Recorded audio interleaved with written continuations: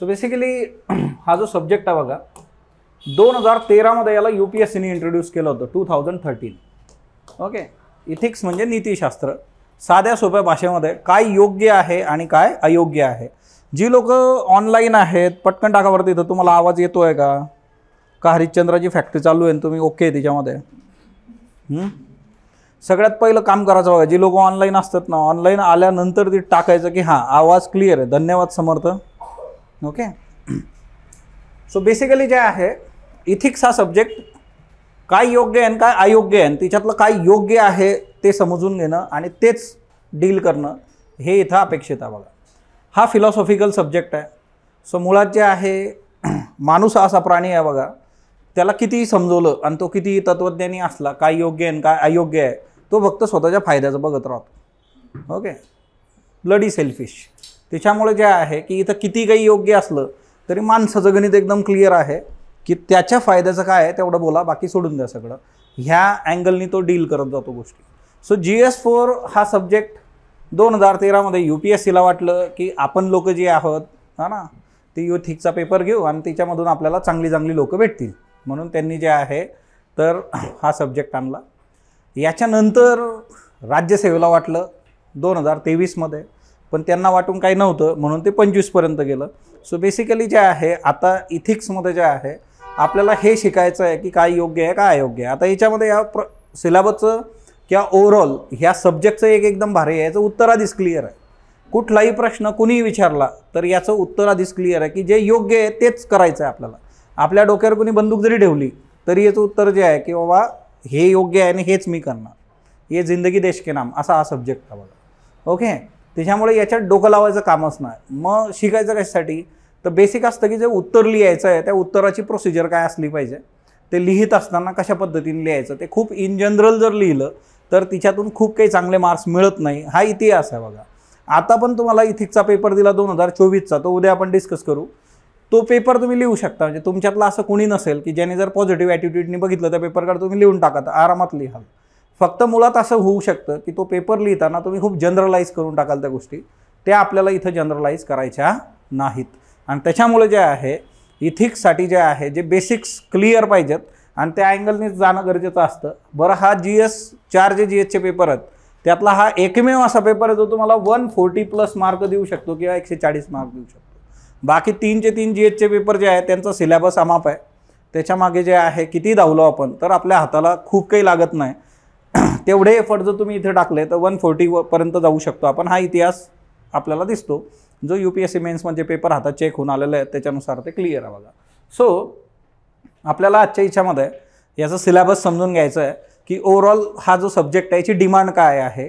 UPSCने ज्यावेळेस याला 13 मध्ये आणलं होतं, मग आता आपल्याकडे जे आहे 2013 ते 2024 असे PYQs आहेत त्याचे.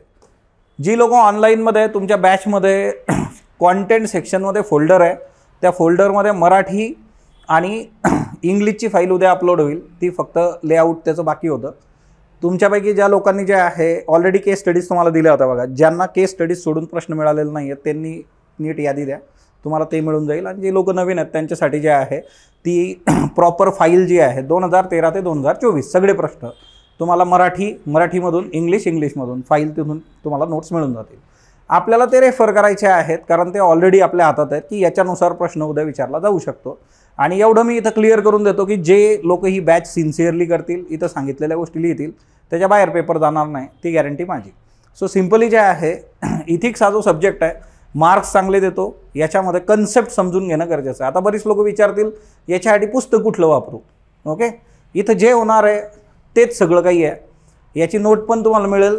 पण बेसिकली जे आहे की कन्सेप्ट समजून घ्यायच्या. म्हणजे फॉर एक्झाम्पल इमोशनल इंटेलिजन्स म्हणजे काय असतं बाबा. ओके, याच्यासाठी काही व्हिडिओज पण आपण बघू. म्हणजे हा सिलेबस समजून घेताना number of web series, number of movies तुम्ही बघत असता, तिच्यातले काही व्हिडिओज पण मी तुम्हाला दाखवेल आता, जेणेकरून तुम्हाला कन्सेप्ट एकदम प्रॉपर क्लिअर होऊन जाईल की याची डिमांड काय आहे किंवा हे काय आहे नेमकं. ओके, सो इथं समजून घेतलेली कन्सेप्ट स्वतःच्या भाषेत लिहून काढणं हे तुमचं काम असणार आहे बघा. रनिंग नोट ज्या आहेत त्या तुम्ही घेतल्या पाहिजेत लेक्चर चालू असताना. त्याच्यानंतर समरी रायटिंग असेल. ओके, आधीच्या लेक्चरमध्ये केला असेल तुम्ही. ओके, आज सिलेबस शिकणार आहे आपण, त्याच्यामुळे तो काही विषय राहत नाही.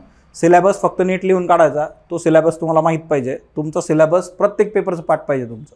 म्हणजे पेपर वाचत असताना किंवा इतर गोष्टी, जर तुम्ही सकाळचे करंटचे सेशन बघाल तर तिच्यामध्ये केस स्टडीज मी काढून देत असतो की ही केस स्टडी GS2ची आहे, ही केस स्टडी GS4ची आहे. या पेपरमध्ये हा जो पेपर असतो GS4चा, याच्यात 2 सेक्शन असतात. असं कुठल्याही GSमध्ये नसतं. हाच एकमेव पेपर आहे तिच्यात तुम्हाला काय केलं जातं, 2 सेक्शन्स असतात. एक GS4मध्ये सेक्शन A आणि सेक्शन B. सेक्शन B मध्ये केस स्टडी असतात बघा. केस स्टडी म्हणजे अशी गोष्ट की एक सिच्युएशन दिली जाते आणि त्या सिच्युएशनमध्ये तुम्ही काय कराल, ओके, असं तुम्हाला विचारलं जातं. जसं आपण लहानपणी गोष्टी ऐकल्या, लाकूड तोडायची गोष्ट. लाकूड तोडता तोडता तिची कुऱ्हाड पडली पाण्यात, मग आतून एक कुऱ्हाड बाहेर आली, है ना, ही तुझी आहे का, तो म्हटला नाही. मग अजून एक आली, म्हणजे तुझी आहे का, नाही, कारण ती सोन्याची चांदीची. नंतर त्याची निघली लोखंडाची, तो म्हटला हीच माझी आहे. ते म्हटलं किती प्रामाणिक माणूस आहे तू, है ना, घेऊन टाकते की, बरोबर.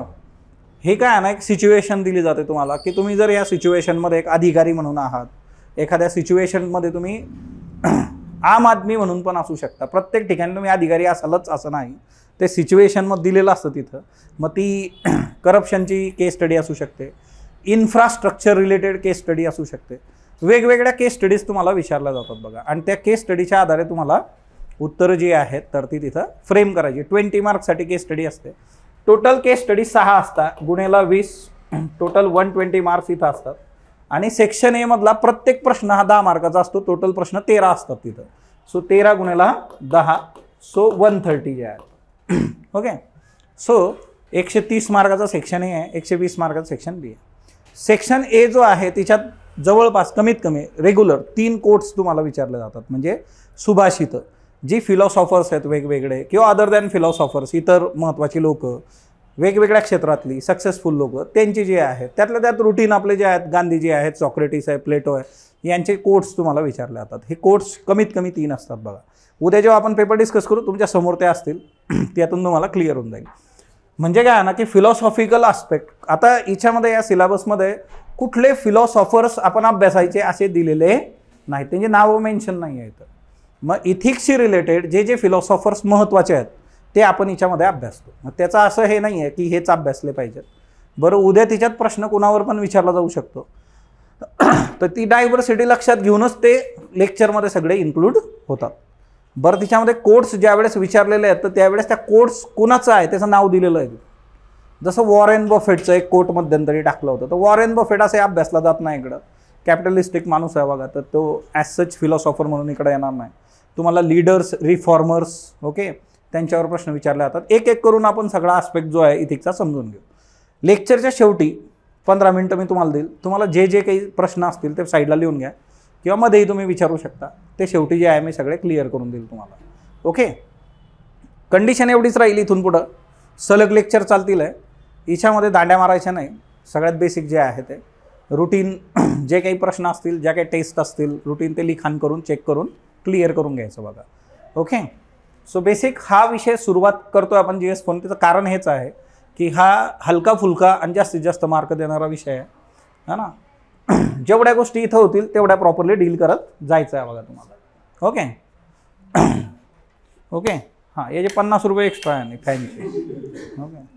सो बेसिकली जे आहे बघा, आता याच्यात मराठी आणि इंग्लिश असे दोघी याच्यामध्ये तो लिहिलेला आहे बघा, ओके. ॲज सच याच्याने खूप काही फरक पडत नाही. मी जेव्हा समजून सांगेल दोघी गोष्टी तुम्हाला क्लिअर करून देईल बघा, है ना. काही लोक खूप पॅनिक होऊन जातात म्हणून हे इंग्लिश मराठी दोघंही येतं, बरोबर. गोष्ट समजून घ्या आणि आपल्या भाषेत लिहा, एवढं सिम्पल आहे. आता सिम्पली इथं जे आहे बघा, इथिक्स अँड ह्युमन इंटरफेस जे आहे, नीतिशास्त्र आणि मानवी संबंध जे आहे, माणसाच्या हिच्यामधला जो कन्सर्न आहे बघा याच्यात. आता याच्यामध्ये इथिक्स ही जी गोष्ट आहे बघा, मी तुम्हाला सांगितलं की नीतिशास्त्र असं याला मराठीमध्ये म्हटलं जातं, आणि नैतिकता म्हणजे मॉरल्स, ओके. आता इथिक्स आणि मॉरल्स हिच्यामधला जो फरक आहे बघा, मॉरल्स जे आहेत तर ते वैयक्तिक आयुष्यामध्ये जे काही प्रिन्सिपल आपण पाळतो बघा त्याला म्हटलं जातं मॉरल्स. आणि इकडं जे आहे इथिक्स म्हणजे नीतिशास्त्र. तर नीतिशास्त्राच्या बाबतीमध्ये एक ग्रुप ऑफ पीपल जे आहे किंवा समाज, सोसायटी, याची जी तत्त्व असतात बघा, योग्य आणि अयोग्यते संबंधाची, ती कशात येतात, नीतिशास्त्र इथिक्समध्ये येतात बघा. हा दोघांमधला डिफरन्स आहे. हा प्रश्न इंटरव्ह्यूमध्ये पण बऱ्याच वेळा विचारलेला आहे, difference between ethics and morals काय आहे, किंवा हा प्रश्न तुम्हाला रुटीन पेपरमध्ये विचारलेला आहे. जेव्हा सिलेबस सुरू होईल बघा आपलं परवाच्या लेक्चरपासून, उद्या आपण एक पेपर घेऊ 2024चा, काय काय विचारलेला आहे. म्हणजे तसं सिलेबस सुरूच झालं आहे तुमचं आजच्या डेटमध्ये. पण बेसिकली जे आहे तिथं मग हे इन डेप्थ एक एक गोष्ट आपण बघत जाणार. इथं बेसिक लक्षात घ्या, इथिक्स म्हणजे काय आहे, ग्रुप ऑफ पीपल. आणि समाज जो आहे किंवा समाजाचा घटक जे आहे, 4 लोक एकत्र आले, त्यांच्या योग्यते अयोग्यते संबंधीच्या ज्या धारणा असतात त्याला आपण नीतिशास्त्र म्हणतो. आणि नैतिकता किंवा मॉरल्स, ओके, नैतिकता किंवा मॉरल जे आहे हे कसे आहेत, इंडिव्हिज्युअल लेवलला तुम्ही जे काही पाळता बघा तर ती गोष्ट नैतिकतेमध्ये जाते, वैयक्तिक स्वरूपाची तत्व तुमची जी आहे. ओके, सो आता कसं असतं, सिंपल याचं जर गणित बघितलं तर इथिक काय, समाज डील करतोय. म्हणजे उद्या जर समाजाच्या दृष्टीने तुम्ही अयोग्य कृती केली तर काय होईल, म्हणजे एखादा चोरी करताना सापडला तर समाज काय करतो, त्याला बसून विचारतो की बाबा रे जेवलेलं नाही आहे का तू, चोरी का केलीस, काय प्रॉब्लेम्स आहेत तुझे, असं काही होतं का. पहिले तर असं नसेल तेवढं आपल्या आतला आपण पहिले बाहेर काढतो, मी 4 लाथा घातल्या, मी 2 बुक्के मारले. म्हणजे जे आहे ना एक्सटर्नल फोर्स वर्क होतो इथं. समाज काय करणार, ते जे लोक आहेत तिथं त्याला ज्याला ज्याला जो जो स्कोप भेटतोय तेवढा तो घेऊन गेल, पहिले हात साफ करून गेल त्याच्यावर.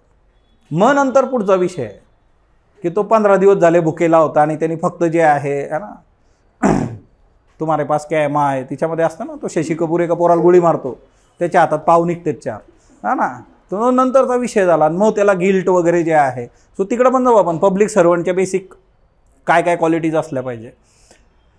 आता इंडिव्हिज्युअलीच्यात तो जो चोर आहे बघा, तो जर पकडला नाही गेला, सक्सेसफुली झाली चोरीगिरी, निवांत आपलं जे आहे, तर कदाचित तो त्याच्या वैयक्तिक आयुष्यात विचार करू शकतो की अरे हे चोरी करणं चांगलं नाही आहे, मी असं करायला नको होतं, मी इथून पुढं काही करणार नाही, किंवा गिल्ट नावाची गोष्ट तिथं राहील बघा, हा ना. मग वाटलं तर तो बॉलिवूड स्टाईल जे आहे, दिव्यावर हात वगैरे धरू शकतो, हा ना, वगैरे वगैरे, 4 दिवसाचा उपवास करू शकतो कडक, डिपेंड्स. ओके, सो मॉरल्स आणि जे नीतिशास्त्र आहे, नैतिकता नीतिशास्त्र, याला हा डिफरन्स आहे बघा. इथं इंटरनल फोर्स वर्क करतो, तुम्हाला वैयक्तिक स्वरूपात काय वाटतं ती गोष्ट मॅटर करते इथं.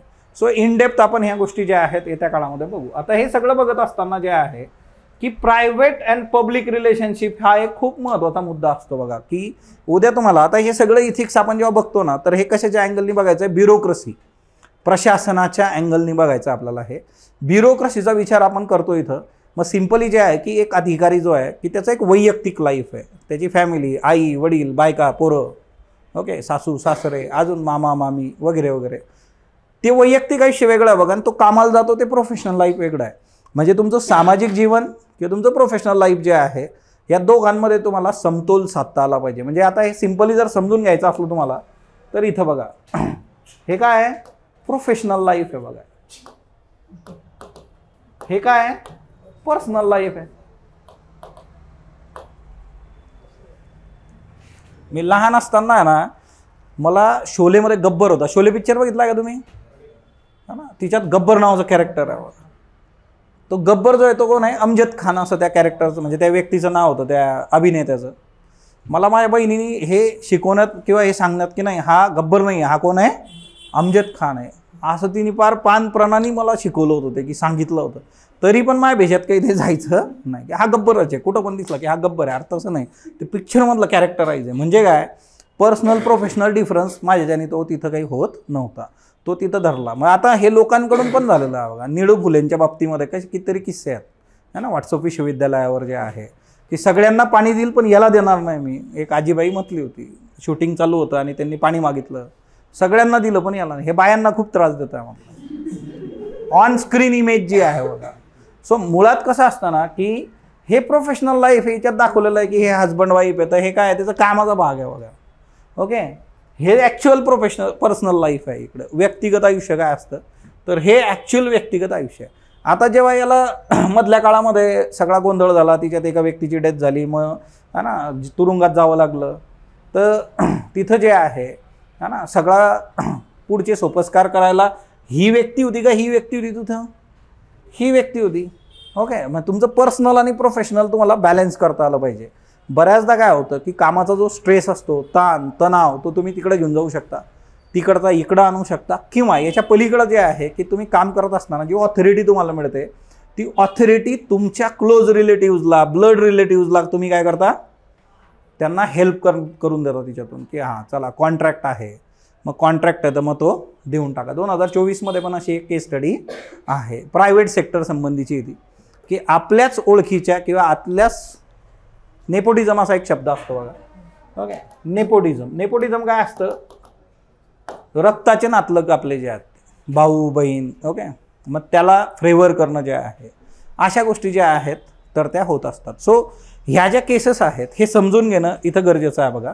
ओके, पूनम सरोदे, आज जॉग्रफीचं लेक्चर नाही झालं का? झालं की, असं काय करता, केलं का तुम्ही लोकांनी? हे जॉग्रफी लेक्चर करूनच बसले बघा इथं, आणि त्यांचे आभार पण मानणार आहे मी नंतर जे आहे की असे 4-4 तास बसलेत ते इथं. ओके, जॉग्रफीचं लेक्चर झालेलं आहे बघा पूनम. ओके, डेमोमध्ये पण असेल, चेक करून घ्या एकदा. काही प्रॉब्लेम असला तर तिथं ॲपवर पण मेसेज करू शकता किंवा टीमला तुम्ही सांगू शकता. ओके, ह्युमन व्हॅल्यूज जे आहे बघा, म्हणजे इथून पुढे एक लक्षात ठेवा बघा, स्पॉटलाईटचा भाग तुम्ही आहात. इथं लेक्चर असं होत नाही, असं होतच नाही बघा. इथं लेक्चर होणारच आहे. एकदम एक्स्ट्रीम लेवलला गोष्ट गेली तर तुमच्या हातात पेपर ठेवला जाईल एखादा टेस्ट सिरीजचा. ओके, पण तुम्हाला सुटका नाही आहे इथून, एवढं लक्षात ठेवा. म्हणजे असं की बाबा आज सुट्टी असेल का, मग तिकडं मी सरचं स्टेटस बघितलं, सर तर महाबळेश्वरमध्ये दिसत आहे, तो फोटो 2 वर्ष जुना असू शकतो.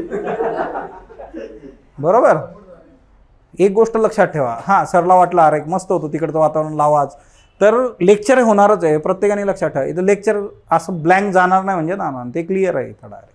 कारण हे सिलेबस कंप्लीट करायला भरपूर लेक्चर लागतात आणि हे सिलेबस वर्षभर कंप्लीट करत करत मास्तरच्या आणि पोरांच्या दोघांच्या तोंडाला फेस येतो. ते कळेल तुम्हाला इथं पुढे जाऊन.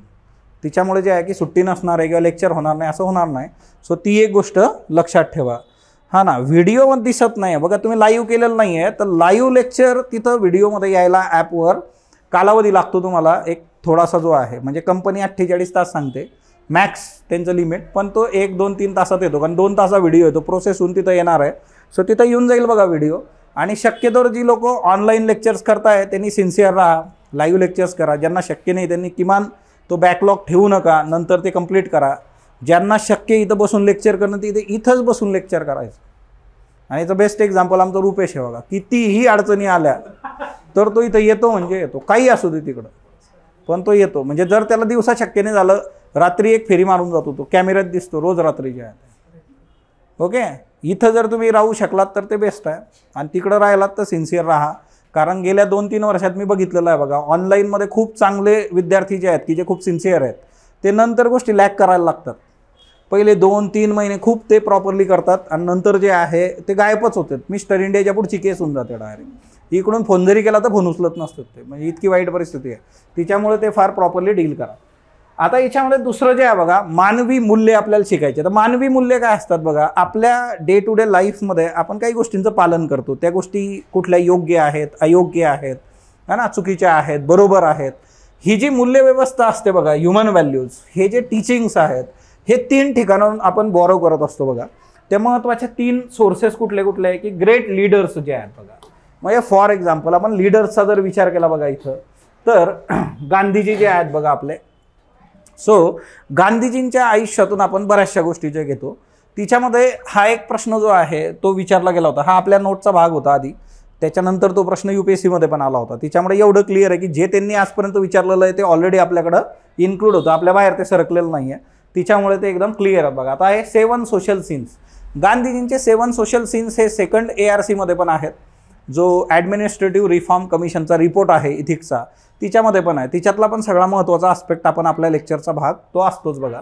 आता गांधीजींनी 7 सोशल सीन सांगितले होते. आता एकदा हा प्रश्न डायरेक्टली विचारला गेला होता. इथिक्समध्ये जे आहे ना, फॅक्ट्सचा जर तुम्ही विचार केला बघा, तर 3-4च फॅक्ट्स आहेत जे पाठ करायचे आहेत तुम्हाला. बाकी हा सगळा सब्जेक्ट समजून घ्यायचा आहे.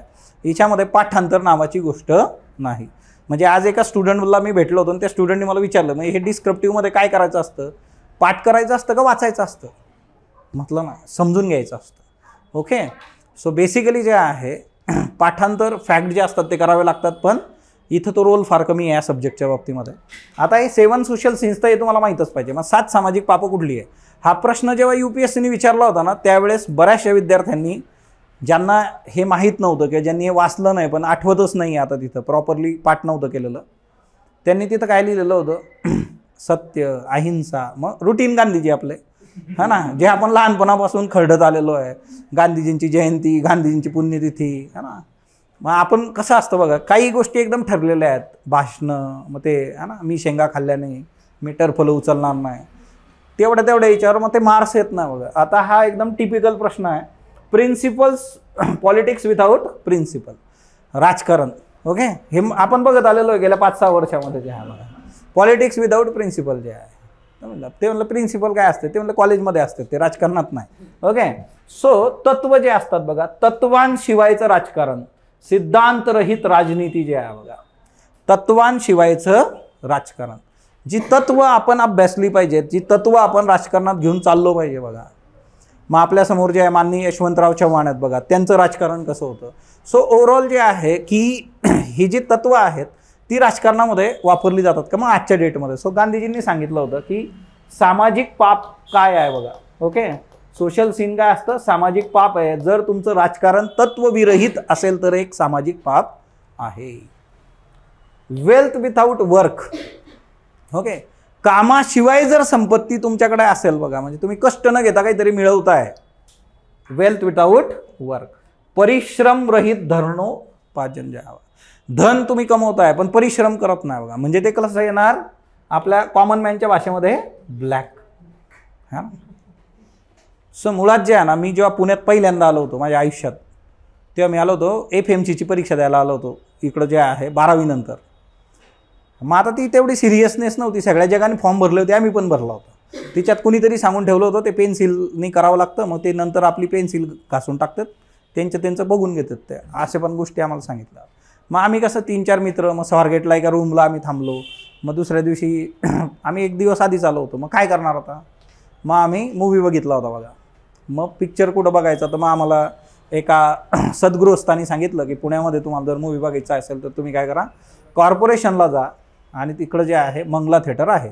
ते कॉर्पोरेशन पण आम्ही विसरून गेलो होतो बसमध्ये बसल्यावर. त्यांनी सांगितलं होतं या नंबरच्या बसमधून जा. मग कंडक्टरलाच विचारलं की ते मंगला थिएटर कुठं आहे, मग त्यांनी सांगितलं हां उतर इथंच.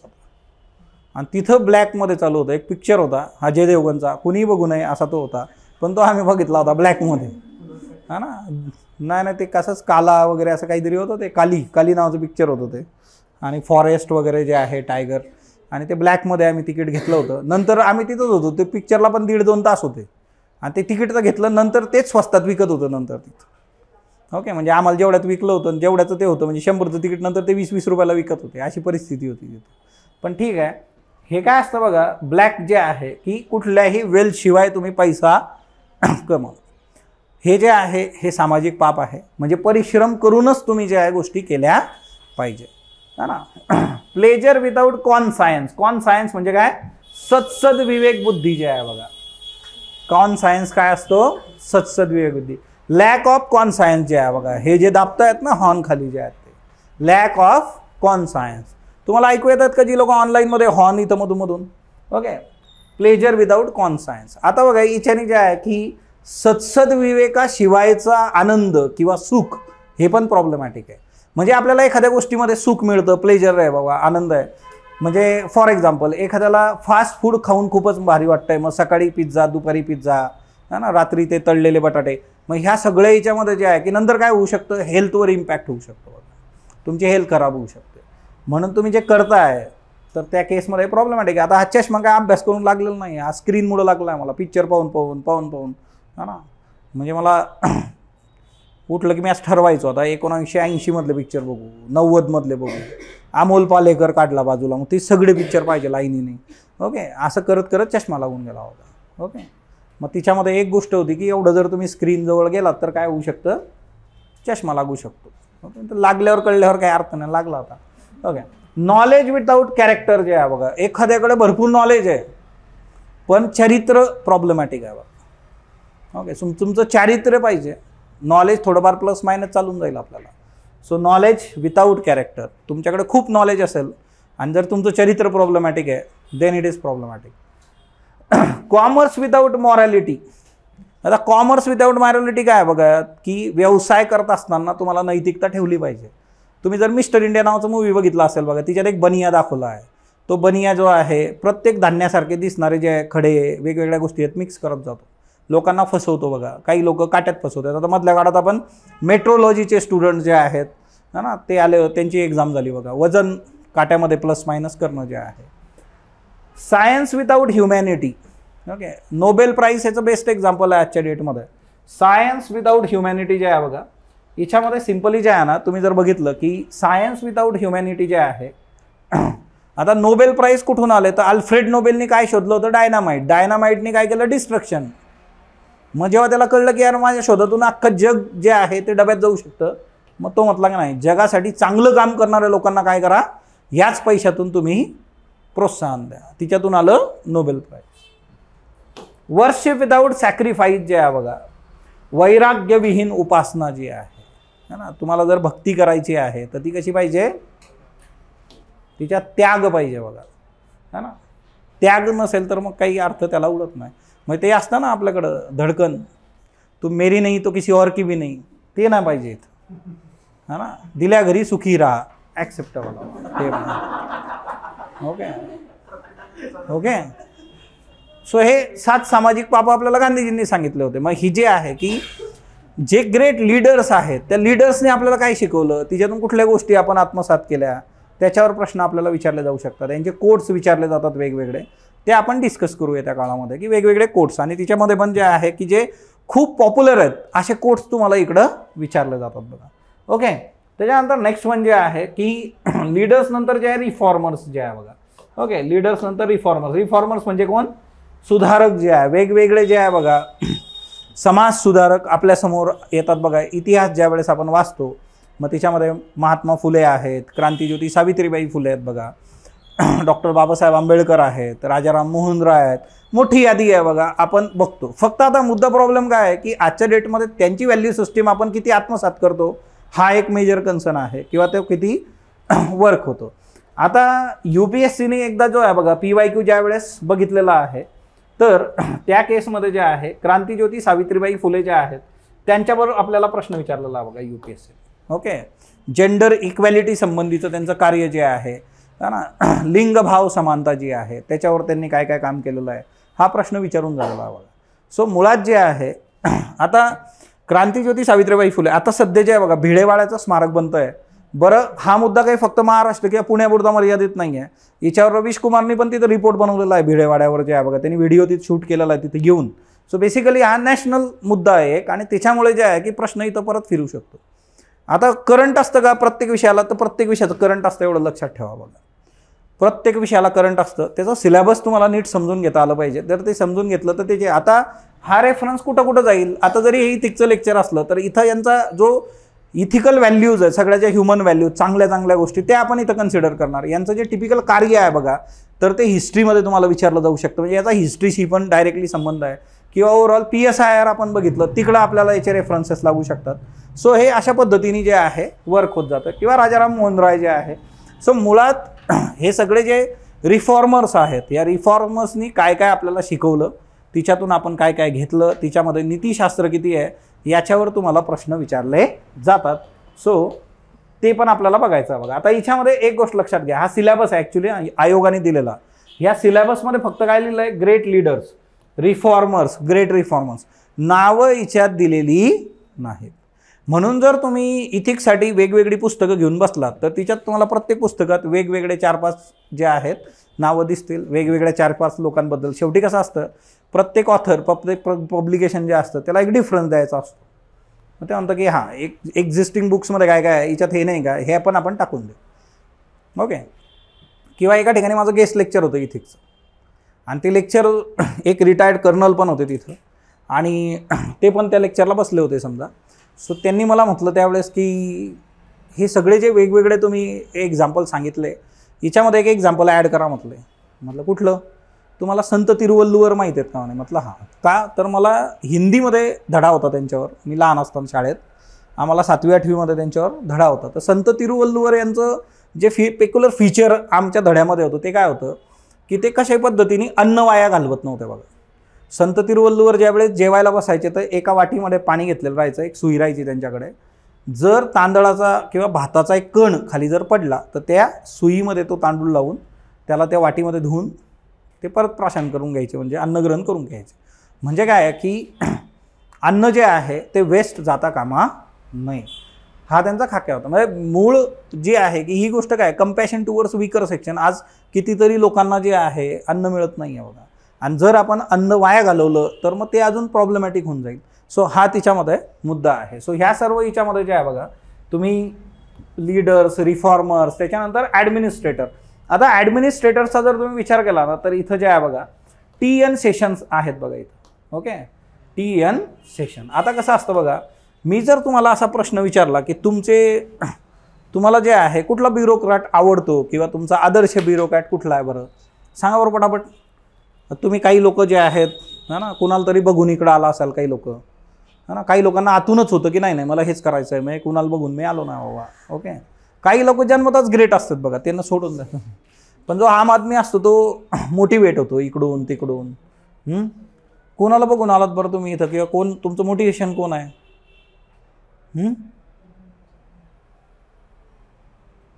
कोणीच नाही. सेल्फ मोटिवेटेड आहेत सगळे. ही सगळ्यात चांगली गोष्ट आहे बघा, सेल्फ मोटिवेटेड असणं जे आहे ना, की दुसरं कुणीही नाही, आम्ही स्वतःच ग्रेट. ओके, एवढं एक गोष्ट लक्षात ठेवायची, जे रिटायर झालेले अधिकारी आहेत त्यांच्याबद्दल बोला. जे आता ऑन फील्ड आहे शक्यतोवर त्यांच्याबद्दल बोलू नका, कारण तुम्ही इकडं उत्तरात त्यांचं नाव टाकलं, नंतर एखाद्या प्रकरणात त्यांचं नाव आलं तर मग पेपर चेकर आपल्याला जे आहे त्याच कॅटेगरीत उचलून टाकून देईल बघा, है ना, की हे पण पुढे जाऊन हेच करणार आहे. सो एक गोष्ट लक्षात ठेवायची, जसं TN सेशन आहेत बघा.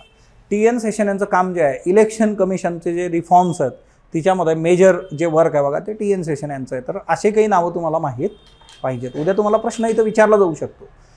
बरं, हे प्लेन प्रश्न विचारतात एकदम, म्हणजे इथिक्समध्ये प्रश्न कसे असतात एकदम plain. What is your concept of happiness? तुमची सुखाची संकल्पना काय आहे? तर प्रत्येकाची सुखाची संकल्पना वेगवेगळी असू शकते बघा. एखाद्याला पुस्तक वाचण्यामध्ये आनंद मिळतो, एखाद्याला फिरण्यामध्ये आनंद मिळतो, एखाद्याला मारण्यात आनंद मिळू शकतो, कुणाला एखाद्याला 4 शिव्या घालण्यात आनंद मिळू शकतो. डिपेंड, वेगवेगळे कॅटेगरीज आहेत त्याच्यामध्ये. सो मुळात आहे ना की हे व्यक्ती सापेक्ष गोष्ट आहे बघा. यांना जाणून घ्यायचं की तुम्ही कसे आहात, तुम्ही कुठल्या कॅटेगरीमध्ये जाता, त्याच्याकरता सिलेक्चर करायचे आपल्याला. नाही तर आपण एकदमच ओपन अप सगळे पत्ते ओपन करून टाकले, अरे यांना आनंद का, माझा आनंद हिच्या बघा, एकदम शॉपिंग करायला आवडतं मला, है ना. मी आपलं जे आहे सेल लागलेला असला की मला खूप आनंद होतो, किंवा मी जाऊन जे आहे ॲट अ टाईम एक 5-10 हजाराची शॉपिंग झाल्याशिवाय मला काय फील येत नाही. मग उद्या काय होऊ शकतं, पगार पुरणार नाही ह्या व्यक्तीला जे आहे, उद्या प्रॉब्लेम्स येऊ शकतात. हे जे मुद्दे असतात ना, मग उद्या तुम्ही जाऊन काय कराल तिकडं, करप्शन. ओके, वेगवेगळ्या अँगलने ते विचार करू शकतात आपल्याबद्दल. म्हणून ते लिहित असताना तो एक कन्सर्न तिच्यामध्ये आहे की तुम्ही काय लिहिताय तिथं, तुमच्या याच्यामध्ये व्हायलन्स आहे का, ॲग्रेसिव्ह तुम्ही आहात का तिथं, तुमची पर्सनॅलिटी. तो अख्खा पेपर ज्यावेळेस तुम्ही बघता ते प्रश्न ते तुमच्याबद्दलच आहे, ते दुसऱ्या तिसऱ्या चौथ्या माणसाबद्दल नाही आहे.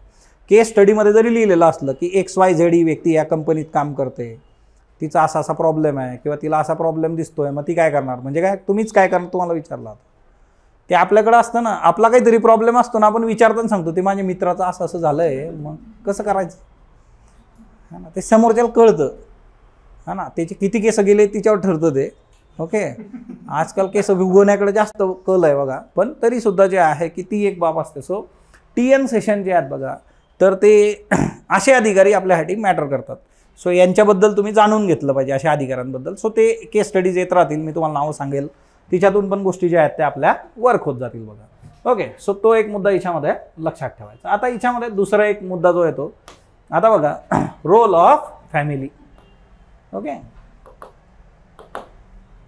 3 गोष्टी महत्त्वाच्या येतं, फॅमिली, सोसायटी आणि एज्युकेशनल इन्स्टिट्यूट. अशा 3 गोष्टी मॅटर करतात बघा. सो तुम्हाला अशा भरपूर फॅमिलीज, आपली स्वतःची एक फॅमिली आहे बघा, या फॅमिलीचा रोल काय असतो बरं, तुम्हाला काय काय शिकवलं जातं घरून जे आहे. आपण जेव्हा लहान असतो बघा, आपण जर दुसऱ्याच्या घरी जाणार असू तर आपल्याला काय सांगतात घरचे, हां चांगलं वागायचं बघा, अजून शांत बसायचं, हे वळवळ करणार आहे, कोणाशी भांडू नको, हे भांडखोर बघा. अजून काय सांगायचे घरचे, हां हां व्यवस्थित बोलायचं, एकदम रिस्पेक्ट देऊन, बिलकुल आहे ना, विनम्रता के साथ, है ना, सर्किट सारखं. हां, खाताना नाटक करून, हे काय असतं बरं. अजून काय असतं, हां हां, दुसऱ्याच्या घरात जाऊन याला हात लाव, त्याला हात लाव, हे पाहिजे ते पाहिजे असलं करायचं नाही. ओके, अजून कुणी काही दिलं तर घ्यायचं नाही. हा ना, कसं असतं ना, करप्शन घरूनच सुरू होतं बघा. ओके, करप्शन घरून सुरू होतं. आता तुम्हाला जर घरच्यांनी एखादी गोष्ट सांगितली की जा बाबा हे काम कर, ना आपल्या घरातली साखर संपली आहे, पाहुणे आले, जा पटकन साखर घेऊन ये, अशा वेळेस तुम्हाला अभ्यास आठवतो. अशा वेळेस तुम्ही सांगता नाही नाही मला वेळ नाही आहे. घरच्यांना माहीत असतं की याची किती उंची आहे बाबा नेमकी. मग ते सांगते ठीक आहे हे 20 रुपये घे, 17-18 रुपयाची साखर येईल, 2 रुपये तू घे. ओके, सो मग लगेच उठून जातो आपण. करप्शन घरून सुरू होतं बघा. Being a responsible family member, आपल्या काही ड्युटीज असतात बघा, आपली कर्तव्य आहेत काही. म्हणजे आता तुमची एक स्टुडंट म्हणून काही कर्तव्य आहेत, फॅमिली मेंबर म्हणून तुमची काही कर्तव्य आहे, या सोसायटीचा भाग म्हणून तुमची काहीतरी कर्तव्य आहेत. म्हणजे आपला रोल जिथं जो असतो ना त्याच्यानुसार काही बेसिक कर्तव्य डिफाईन आहेत आपले, असे कुठं लिहिलेलं नाहीत ते, पण ते रुटीन हिच्यामध्ये तुम्हाला त्याचं पालन करणं अपेक्षित असतं. आणि ते पालन करत असताना मग या सगळ्या गोष्टी ज्या आहेत त्या मॅटर करतात. आणि बऱ्याचदा जे आहे की आता इथं जे आहे किंवा इथं जी फॅमिली आहे, आता हे दृश्यम तुम्ही बघितलं असेल, हम सबने पावभाजी खाई थी, हा ना. आता ह्या सगळ्या याच्यामध्ये काय आहे की बाबा हेड ऑफ फॅमिली आहे. हेड ऑफ फॅमिलीचं काय चालू आहे की आपल्या फॅमिलीला वाचवायचं आहे बघा, प्रोटेक्शन. हे काय शिकले, एकत्र राहिले, भांडण नाही केलं तर आपलं आयुष्य टिकू शकतं बाबा. फॅमिलीमध्ये पण न्यूक्लिअर फॅमिली असते, जॉईंट फॅमिली असते. न्यूक्लिअर फॅमिलीमध्ये जे आहे गोष्टी वेगळ्या आहेत, जॉईंट फॅमिलीमध्ये वेगळ्या आहे. जॉईंट फॅमिलीमध्ये टिपिकली हेड ऑफ फॅमिली आहे.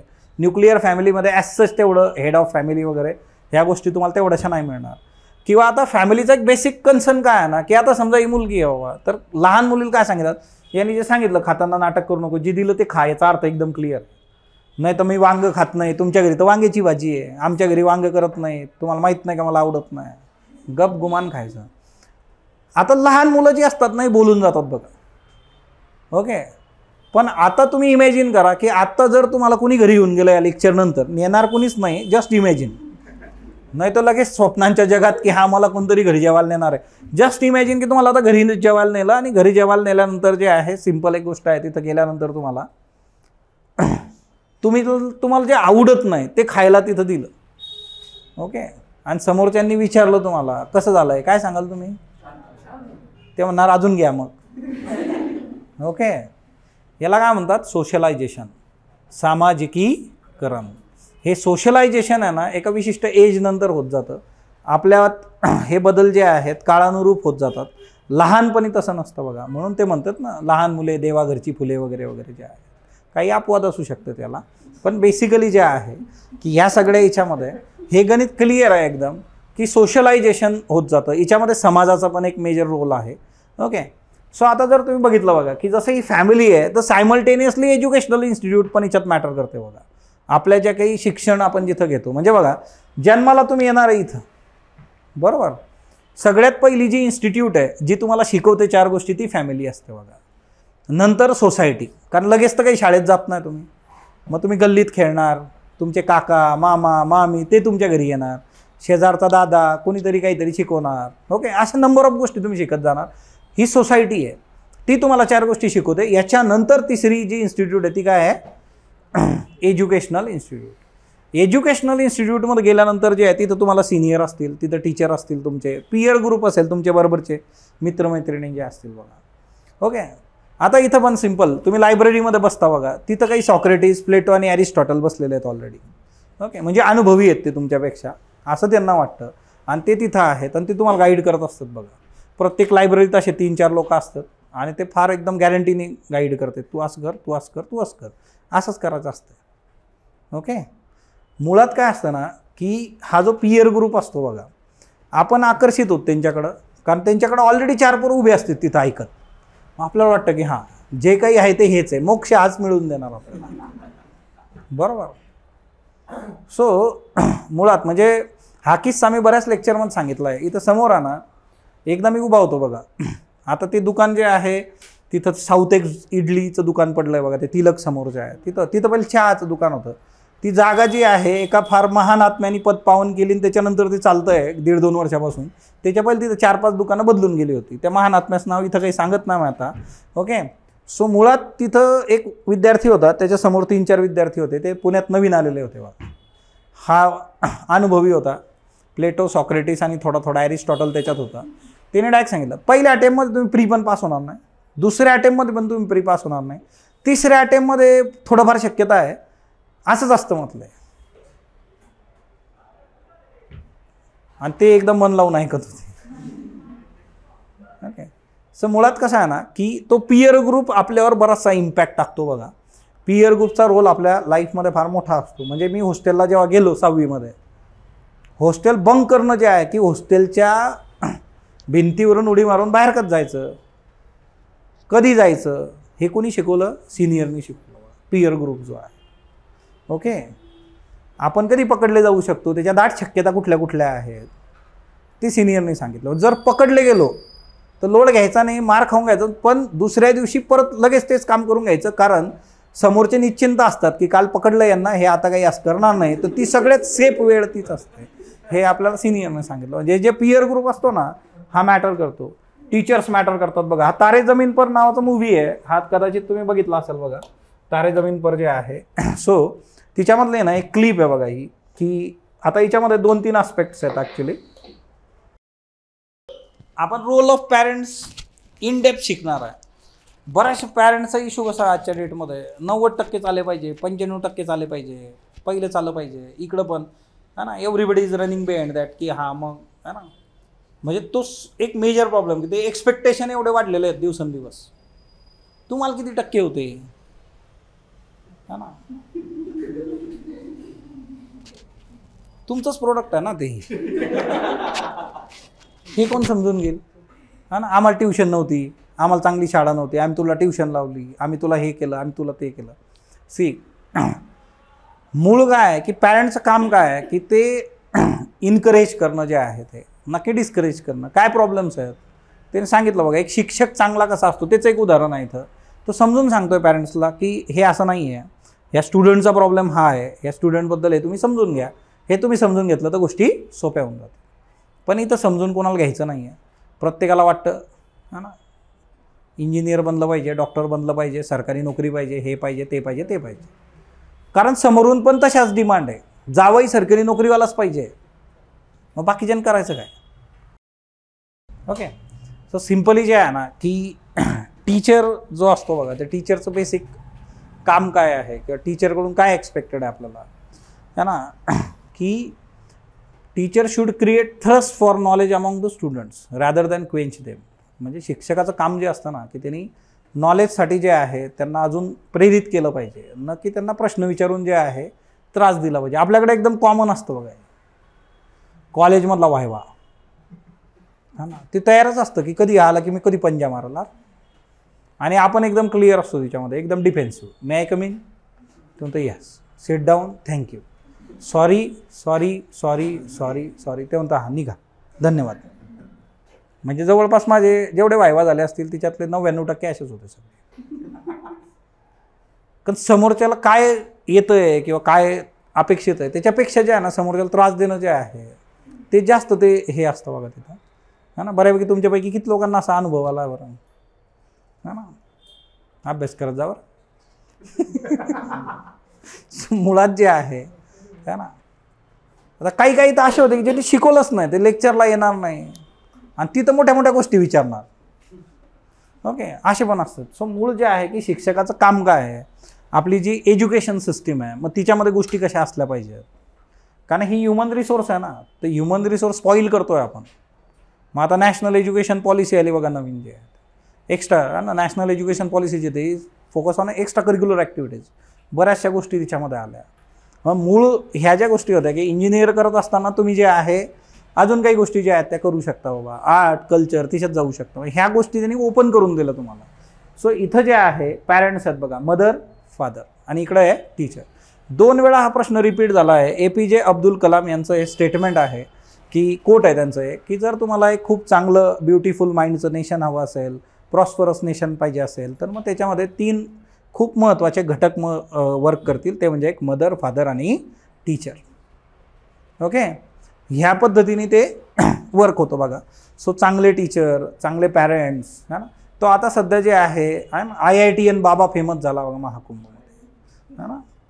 त्याचं म्हणणं आहे की बाबा घरच्यांनी जरा, है ना, खूपच टेन्स होतं वातावरण घरी, डोमेस्टिक व्हायलन्स होता. आता ही त्याची बाजू झाली, त्याच्या आईवडिलांची अजून वेगळी काही बाजू असू शकते.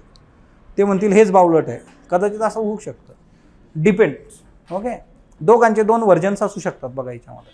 त्याचं एक व्हर्जन आहे. सो बेसिकली काय होतं ना की आपल्याला अशा केस स्टडीज ज्या आहेत त्या पण वर्क करायच्या आहे हे समजून घ्यायचं बघा इथं. ओके, सो तो एक महत्त्वाचा याच्यामध्ये मुद्दा असणार आहे.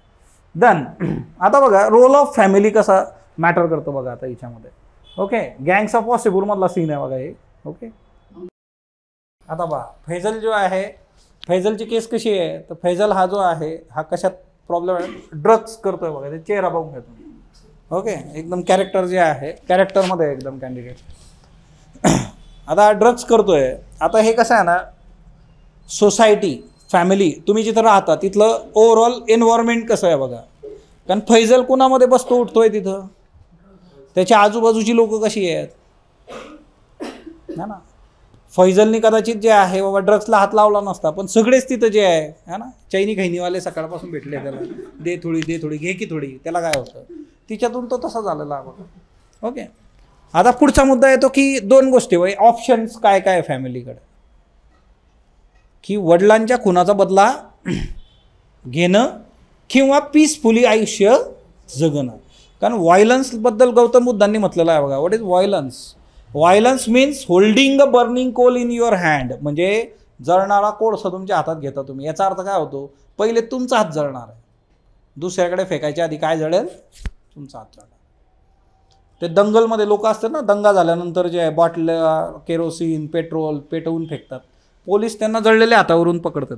कोण कोण होतं काल रात्री बाटल्या फेकणार, कारण त्यांचे हात जळालेले असतात. पण ते तेव्हा लक्षात येत नाही का, ते इतकं पॅशनेटली असतं बघा. इमोशन्स आपण शिकणार आहे तिच्यामध्ये, त्यांना पण लक्षात येत नाही की आपलं पण एवढं नुकसानीच्यात होत चाललं आहे. सो मुळात जे आहे फैजलची आई फैजलला काय सांगते है ना,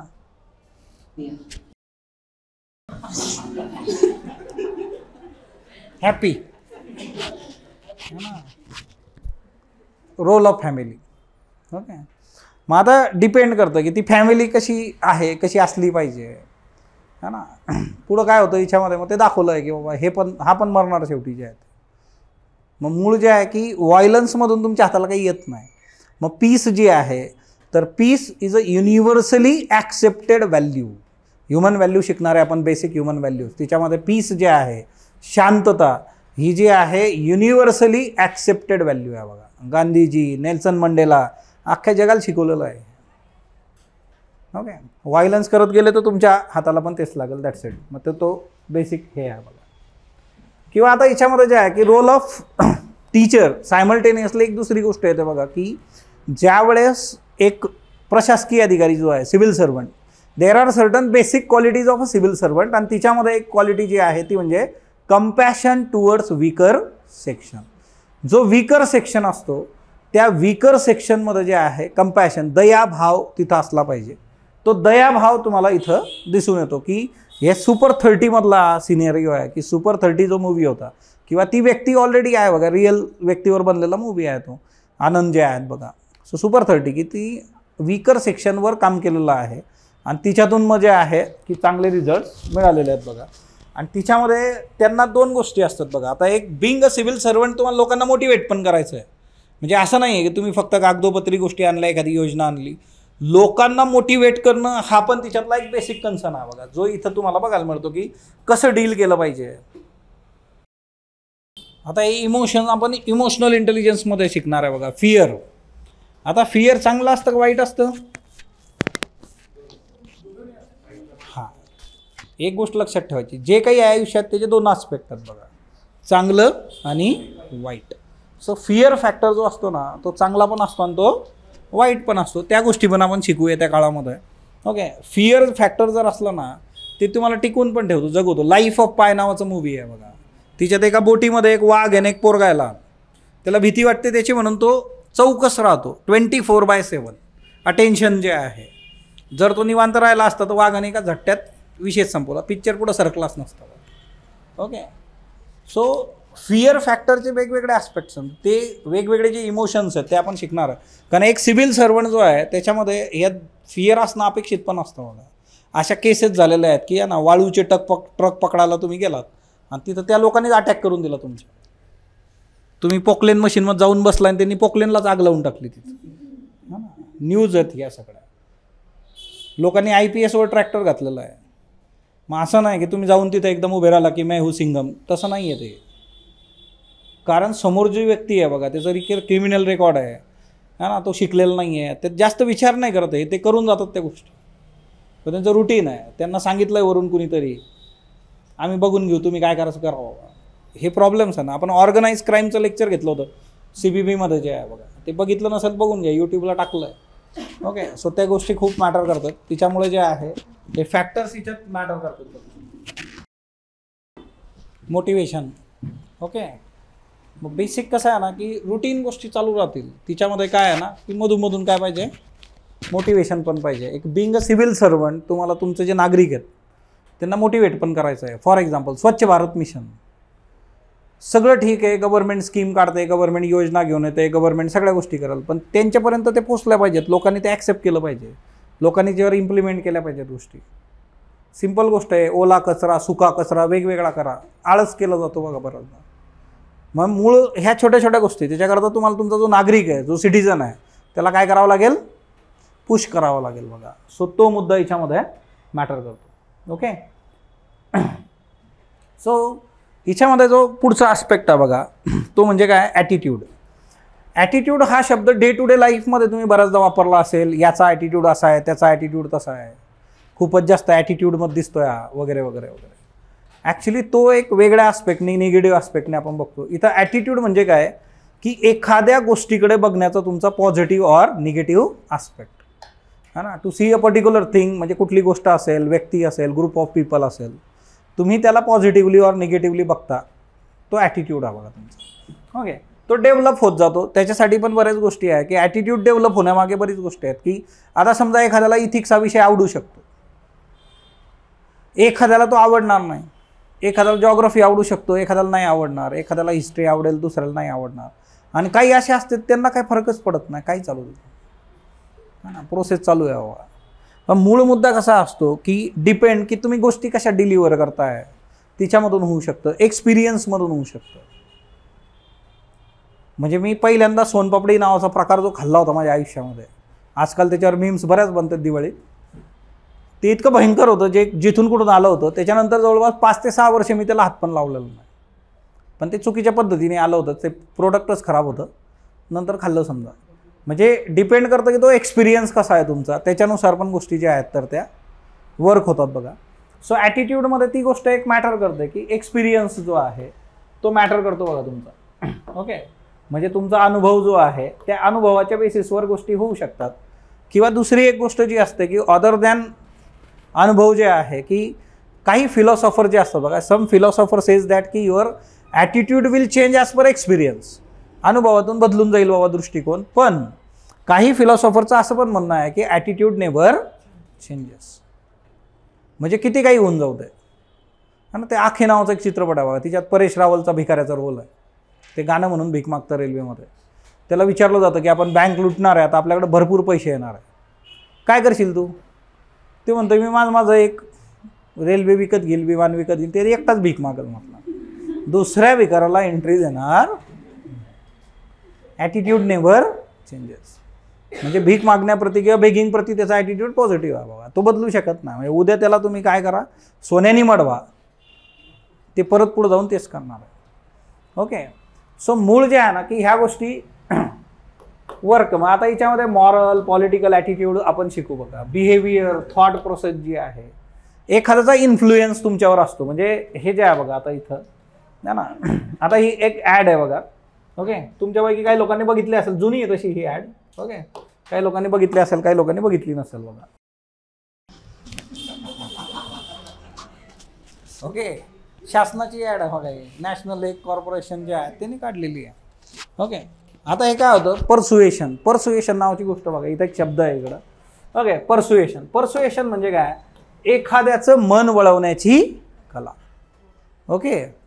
आता हे मन कुठं कुठं वळवावं लागतं, तर गव्हर्नमेंटच्या योजनांसाठी मन वळवावं लागतं आपल्याला. आता लाडकी बहीणसाठी मन वळवायची गरज नाही, पण अशा काही योजना असतात की त्याच्यासाठी तुम्हाला लोकांचं मन वळवावं लागणार आहे. मग तिथं तुम्हाला 3 गोष्टी मॅटर करतात. जसं जे आहे बघा सोर्स. आता ही जी ॲड होती बघा, ओके, ही जी ॲड आहे इथं, ह्या ॲडचा जर तुम्ही विचार केला तर हिच्यामध्ये सोर्स जी व्यक्ती आहे बघा, ओके, हिच्यामध्ये दारा सिंग आहे बघा. माहीत आहेत का तुम्हाला हे दारा सिंग जे आहेत ते? ओके, कुस्ती पैलवान जे आहे बघा. सो ठीक आहे. आता हे दारा सिंग जे आहे बघा, हिच्यामध्ये दारा सिंग आहे. ओके, कुस्ती, हनुमानाचा पण रोल केलेला आहे यांनी जुन्या हिच्यामध्ये. मग आता अंड्याबद्दल चांगलं कोण सांगू शकतं, कुणाचं ऐकतील बाबा? तर कुस्तीत मी हरवलं 4 लोकांना, आणि जो सांगतोय त्याच्या आजोबाला पण मी हरवलं. मॅसेज हा एक खूप महत्त्वाचा मुद्दा. त्यांनी मॅसेज काय दिला की गरमीमध्ये पण आपल्याला जे आहे की उन्हाळ्यासारख्या दिवसामध्ये आपल्याला विकनेस येतो, आणि तो विकनेस आल्यामुळे जे आहे की अंड्यातून एनर्जी मिळते, प्रोटीन आहे तिच्यामध्ये. आणि दुसरी गोष्ट हा मॅसेज होता. सेकंडली जे आहे अजून तिच्यातला एक मॅसेज जो सेकंडरी पार्ट आहे त्याचा, की ज्यांनी सांगितलं त्याच्या आजोबाला मी कितीतरी वेळा हरवलं आहे बाबा, तर मी सांगतो ते ऐक. सोर्स आणि जे आहे टार्गेट कोण आहे, तो छोटा मुलगा जो प्रश्न विचारतोय. 3 गोष्टी असतात, सोर्स, मॅसेज अँड टार्गेट. अशा कितीतरी ॲड्स तुम्ही टी व्हीवर बघा, त्या प्रत्येकमध्ये हेच असतं. ते कपड्यावाले ॲड असतात बघा, ते असं टाईट जातं, सर्वेक्स व्हाईट होऊन जातं एकदम. ते व्हीलच्या हिच्यातून ते अशी बेडशीट झटकली की असे फुलं निघतात तिथं. हा ना, तो मॅसेज आहे. तिच्यात कोणीच काही बोलत नाही. आता व्हील असला साबण येतो तर भयंकरच यावेल कोणी. हा ना, मग सलमान खानला आणणार तिथं, तो तिकडं उडत जातोय, है ना, फुलं त्याच्या मागं उडतायत. हा ना, हे काय असतं ना, यांना का घेतलं आता तिच्यामध्ये? परसुएशन. सोर्स, त्यांचे फॉलोअर्स भरपूर आहे. मग त्यांचे फॉलोअर्स काय करणार, उद्यापासून आपल्या घरात व्हीलच आला पाहिजे. का? कारण सलमानचे कपडे व्हीलनी धुतले आहेत, संपला विषय. ओके, असं सिम्पल आहे. सोर्स त्याच्यासाठी मॅटर करतात. ह्या ज्या ॲड्स असतात बघा, परसुएशन जे आहे, किंवा आता इथं ॲटिट्यूड ज्या वेळेस बघतो आपण, तर बेसिकली कसं असतं ना की आता तुमच्या समोर लॉ आहे ना बघा, किंवा इकडं जे आहे हा पुढचा एक प्राणी इकडं आहे बघा, हत्ती आहे बघा. हा ना, त्या मानाने आक्रमक कोण आहे बरं हिच्यामध्ये? ओके, आता वेळ पडली तर हत्ती पण तसा होऊ शकतो. ॲटिट्यूड बदलू शकतात त्यांचे. कधी कधी हे पण शांत बसलेले असतात. है ना, आता काही व्हिडिओ असे पण आहे की यांच्या पिंजऱ्यात जाऊन लोक नाचलेली आहेत, पण यांनी काही केलेलं नाही. आणि काही व्हिडिओ असे आहेत की वाघाच्या पिंजऱ्यात पडला आणि वाघाने उचलून घेऊन गेलं त्याला. आता कसं असतं ना की ह्युमन बिंग जो आहे त्याच्याकडे काय आहे, थिंकिंग आहे. Okay, man is a rational animal असं अरिस्टॉटल म्हटला होता. माणूस जो आहे तर तो काय आहे, रॅशनल आहे, विवेकाधिष्ठित प्राणी. विवेक आहे त्याच्याकडं. ओके, आपल्याकडे पण होता विवेक. ओके, मागच्या बॅचला. सो आता विवेक म्हणजे काय की एखाद्या गोष्टीचं आउटकम काय असणार आहे ते तुम्हाला त्याच्यातून कळतं बघा. कुठलीही गोष्ट असो त्याचा आउटकम काय असणार आहे त्याचा विचार करून तुम्ही करता. म्हणजे मी बॅच लावली पण मी लेक्चर केले नाही, तुम्हाला माहिती आहे आउटकम काय येणार आहे याचं. सो माणसाला ते कळतं. आणि माणूस जो आहे अकॉर्डिंग टू वेस्टर्न कल्चर जे आहे की तो सगळ्या गोष्टींचा विचार करूनच गोष्टी वर्क करत असतो. त्याला हे माहीत आहे की पुढे जाऊन काय होणार आहे काय नाही. प्राण्याचं असं नाही आहे बघा, ते रॅशनली गोष्टी डील करतीलच असं नाही. म्हणजे असा विचार करू शकत नाही एखाद्याला मारताना की घरी याची बायका पोरं असतील, है ना, यांनी सांगितलं असेल की येताना तुमच्यासाठी सोनपापडी आणतो, ती वाट बघतायत, असं होऊ शकत नाहीत. सो तो बेसिक कन्सर्न आहे तिच्यामध्ये. ते ज्या पद्धतीने, किंवा तुम्ही डिस्कवरीवर यांच्याबद्दल बघितलं असेल बघा, तर हे ग्रुपमध्ये राहतात प्रॉपर फॅमिली. यांच्यातलं जर एखाद्या हत्ती जो मरून पडला बघा, तर वारंवार त्या जागेवर जाऊन जे आहे तिथं शोक व्यक्त करणं, ह्या गोष्टी हत्तींमध्ये आहे.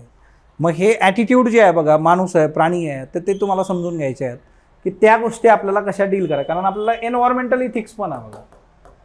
ओके, आता आपण माणूस काय करतो, हे हत्तीचे जे दात आहेत बघा हे काढून घेतो, याच्यासाठी प्राण्यांना मारतो. एन्व्हायरमेंटल इथिक्स नावाची गोष्ट आहे. आपल्याला प्रश्न विचारलेला एकदा, पर्यावरणाचं नीतिशास्त्र काय आहे.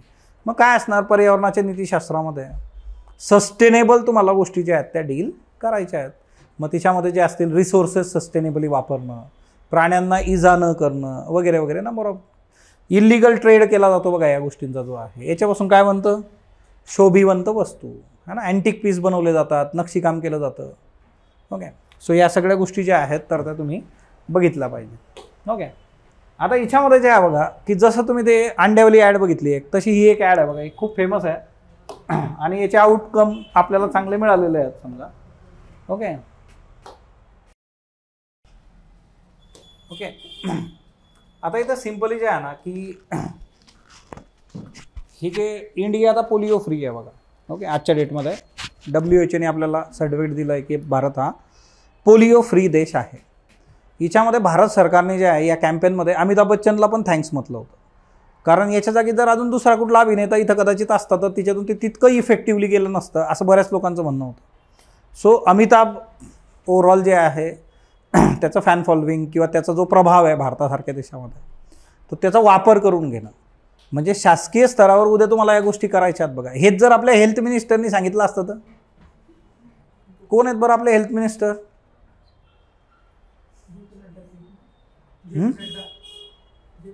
प्रामाणिकपणे सांगा, इथिक्सचं लेक्चर किती लोकांना माहीत नाही बरं? हात वर करा बरं. केंद्रामध्ये हेल्थ मिनिस्टर कोण आहे ना? आपला कॅमेरा फिरत नाही असा 360 डिग्रीमध्ये, नाही ते रेकॉर्ड केला असता आपण, बरोबर. आता हे कशासाठी आहे? आता तुमच्यासारखी लोक जी आज सिव्हिल सर्व्हिस करताय बघा, तुम्हालाच माहीत नाही हेल्थ मिनिस्टर कोण आहे, तर मग बाकी नागरिकांचा काय विषय आहे? तिथं तर हेल्थ मिनिस्टर असतो का असं इथून सुरुवात आहे. मग त्यांनी जर 2 बूंद जिंदगी की सांगितली तर कोण कोण ऐकाल बरं? तिच्यामुळे जे आहे ना की असे सोर्सेस तुम्हाला पकडावे लागतात ज्या सोर्सेसने आपलं काम परफेक्ट केलं पाहिजे बघा. लोकांनी त्यांचं ऐकलं पाहिजे, ते सोर्सेस मॅटर करतात. भारतासारख्या देशामध्ये राजकारणात तुम्ही बघा की नेते मॅटर करतात. Political personality rather than political party आहे इंडियामध्ये जे आहे. सो व्यक्तीचा प्रभाव जो आहे तो महत्त्वाचा असतो. म्हणून कुठल्याही शासकीय योजना असतील त्या योजनांसंबंधीचं बेसिक असेल तर तिथं कुणाचा रोल असणार आहे, तर हा पर्टिक्युलर त्या व्यक्तीचा रोल तिथं असेल. असं साधं सरळ सिंपल गणित आहे बघा. ओके, सो ही एक गोष्ट तुम्हाला लक्षात ठेवायची आहे. सो सोर्स तिथं आहे बघा, मॅसेज होता 2 बूंद जिंदगी के.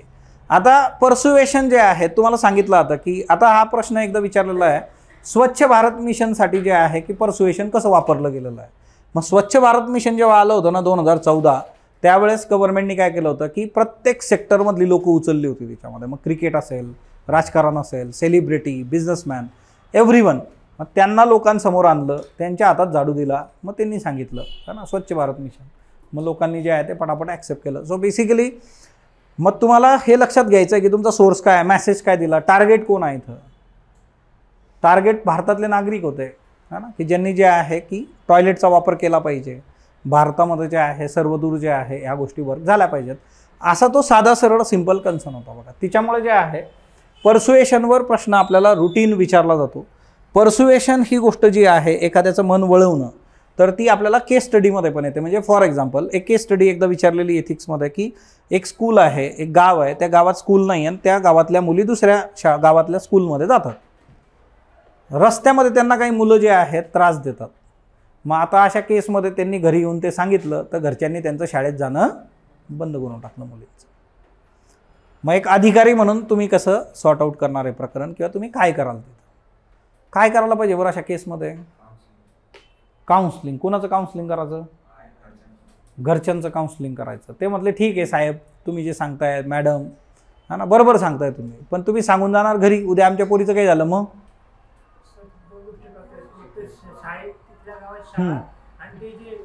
तिथल्या गावात शाळा जन्माला घालायला किती दिवस लागतात? जमीन ॲक्वायर करणं बघा, हेच तर बघायचं आहे ना तिच्यामध्ये की तुम्ही स्कूल उभी करणं हे काय आहे, तर तिथं सिंपली एक गोष्ट आहे की हा लॉंग टर्मचा कन्सर्न आहे. जमीन ॲक्वायर केल्यापासून, जमीन ॲक्वायर करण्याचाच इश्यू फार मोठा आहे भारतासारख्या देशामध्ये. आपल्याकडे इन्फ्रास्ट्रक्चर बॉटलनेक म्हणून गोष्ट जी आहे ती इकॉनॉमिक सर्व्हेमध्ये असते. ते यातलं पहिलंच वाक्य हे राहील की ॲक्विजिशन ऑफ लँड, जमीन अधिग्रहण हे सगळ्यात भयंकर गोष्ट आहे भारतामध्ये. एवढ्या सहजासहजी जमीन तुम्हाला मिळत नाही. त्याच्यामुळे शाळा लॉंग टर्ममध्ये आपण लिहू सगळ्यात शेवटी की आपण त्या प्रत्येक गावात शाळा असली पाहिजे. बेसिक आहे बाबा की असलीच पाहिजे शाळा, हे आपण शेवटी लिहू तिच्यावर. मग एकीकडे काउन्सलिंग आहे, काउन्सलिंग करायला पण कोण पाहिजे? इन्फ्लुएन्शियल लोक तुम्ही घेऊन गेलात, है ना, बिग बॉस फेम गुलीगत, है ना, इन्फ्लुएन्शियल. आता बघा तो पण इन्फ्लुएन्शियल आहे, तो ग्रामीण याच्यामध्ये त्याचा दबदबा बाजून. त्या बिग बॉसमध्ये समजा जे आहे की हे चॅनलवर प्रेशर होतं की याला नाही दिलं तर मग काही खरं नाही चॅनलचं, है ना.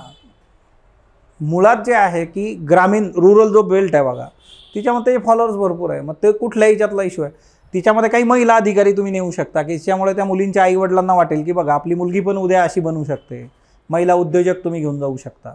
सो वेगवेगळ्या पद्धतीने तुम्ही कसं डील करा. किंवा मिड डे मीलचे इश्यू झालेले आहेत बघा, PM पोषण आज म्हणतात त्याला, की जेवण बनवणारी व्यक्ती ही विशिष्ट जातीची आहे म्हणून विद्यार्थ्यांनी जेवण नाकारलेलं आहे. अशा घटना घडलेल्या आहेत. तिच्यातून केस स्टडी विचारलेली आहे डिरेक्टली तुम्हाला की अशा केसमध्ये तुम्ही सरपंच म्हणून तुम्ही काय करणार. मग सिंपल आहे की पहिले जाऊन स्वतः खाऊन दाखवायचं, बसायचं तिथं 4 दिवस, 4 लोक घेऊन जायचे तिथं, काउन्सलिंग करायचं. शिक्षक असतील, मुलांना माहीत असते का जातपात. तुम्हाला तुमची जात कधी घडली बरं? 12वीत आपल्याला एकदम परफेक्ट समजतं बघा. का? कारण आपल्याला तिथून कळतं की आता मेरिट कसं लागतं, आपण कुठं बसतो ना, आपल्याला किती मार्क पाहिजे. तोपर्यंत आपलं आयुष्य एकदम निवांत चालू असतं, है ना. सो मुळात जे आहे की लहान मुलांना जात सांगणारे कोण आहे? आई वडील आहेत बघा. मग त्यांचं काउन्सिलिंग जास्त गरजेचं आहे रादर दॅन लहान मुलांचं जे आहे की, कारण घरी जाऊन त्यांना किती सांगितलं ना, उद्या जर घरचे म्हटले, शाळेतले काही सांगितलं तर त्यांनी ते डील करायचं नाही. मग ह्या गोष्टी ज्या आहेत ना त्या खूप मॅटर करतात बघा. सो आता हे सर्व ज्या वेळेस आहे अशा केस स्टडीज जेव्हा तुम्हाला विचारल्या जातात तर त्याची उत्तरं कशी लिहायची, काय लिहायची, कारण 6 केस स्टडीज आहेत, 120 मार्क्स त्याच्यासाठी आहेत. ओके, तर ते प्रॅक्टिसनी वर्क होईल. आता इथं ॲप्टिट्यूड आणि फाउंडेशनल व्हॅल्यूज जे आहे बघा सिव्हिल सर्व्हंटसाठी. एखादा जो सिव्हिल सर्व्हंट आहे त्या सिव्हिल सर्व्हंटचे बेसिक व्हॅल्यूज काय असतात बघा, म्हणजे त्याला कुठले कुठले गुण त्याच्याकडे असणं अपेक्षित आहे. म्हणजे फॉर एक्झाम्पल त्याच्याकडे काय काय पाहिजे? इंटिग्रिटी. इंटिग्रिटीला मराठीमध्ये आपण म्हणतो सचोटी. आता इथं एक गोष्ट लक्षात ठेवा, शब्द जे आहेत इथिक्समध्ये खूप मॅटर करतात. तुम्हाला प्रत्येकाचा मराठी शब्द पण मी सांगेल, काही ठिकाणी मराठी शब्दांचे इश्यू होतील बघा, कारण आणि इथले डिक्शनरी वर्ड्स जे आहेत ते बऱ्याच शब्दांसाठी सारखे आहेत. म्हणजे आपण जर शोधायला गेलो तर ते प्रॉब्लेमॅटिक होतं. जसं बघा प्रोबिटी, ऑनेस्टी अँड इंटिग्रिटी. आता हे शेड्स आहेत बघा, जसं गुड बेटर बेस्ट म्हणतो ना आपण, तसं शेड्स आहेत. प्रोबिटी याच्यासाठी, ऑनेस्टीसाठी तुम्हाला प्रामाणिकपणा, सच्चेपणा असे शब्द मराठीत सापडतील. म्हणून जर तुम्ही प्रोबिटीबद्दल लिहिताय तर तिथं इंग्रजीमध्ये प्रोबिटी हा शब्द आला पाहिजे, कारण त्याला कळणार नाही पेपर चेकरला की तुम्ही कशाबद्दल बोलताय, कारण याचे शब्द टिपिकली जे आहेत ते मराठीतून सेम भेटतात.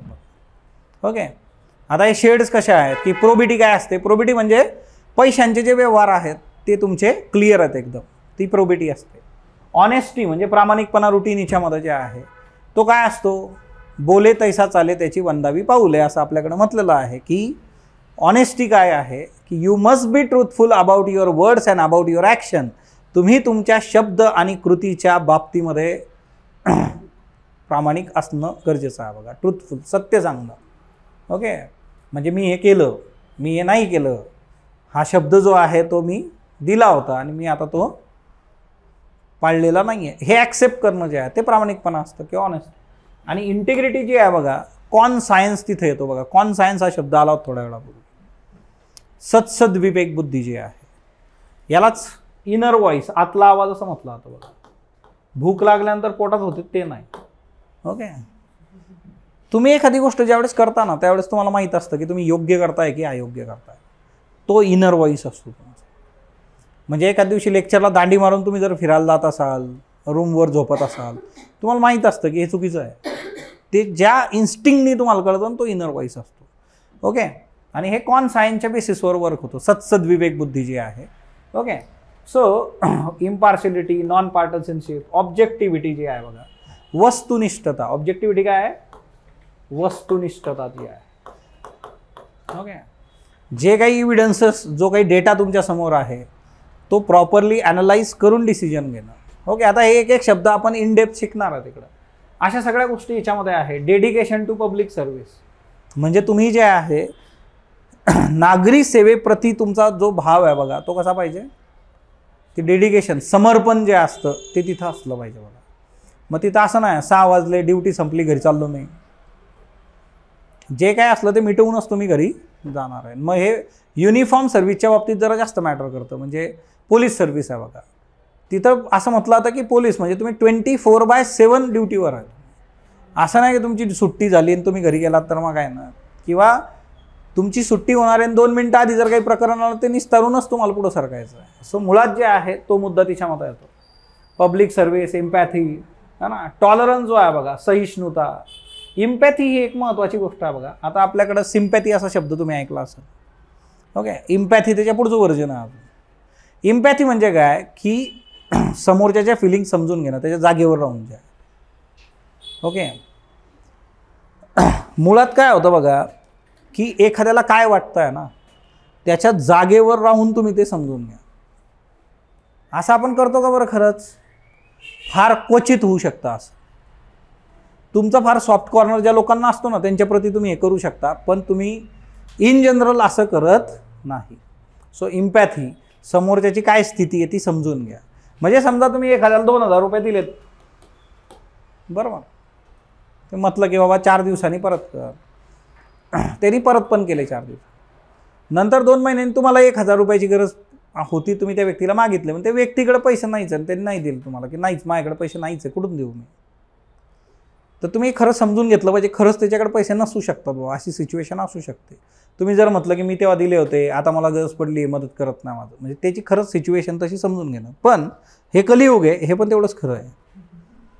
ओके, म्हणजे एखादा तुम्हाला शेंडी लावूच शकतो विषयामध्ये, तर तो तेवढा आस्पेक्ट आहे. म्हणजे आज हे ट्रस्ट का कमी होतोय लोकांमधला, त्याच्यावर पण UPSCने प्रश्न विचारलेला आहे बघा, की लोकांचा एकमेकांवरचा विश्वास दिवसेंदिवस कमी होतोय आणि हा विश्वास टिकला पाहिजे, हा विश्वास जो आहे वाढला पाहिजे तुमच्या बाबतीमध्ये. याच्याकरता तुम्ही काय करता? काय कराल बरं तुम्ही? लोकांनी तुमच्यावर विश्वास ठेवला पाहिजे तर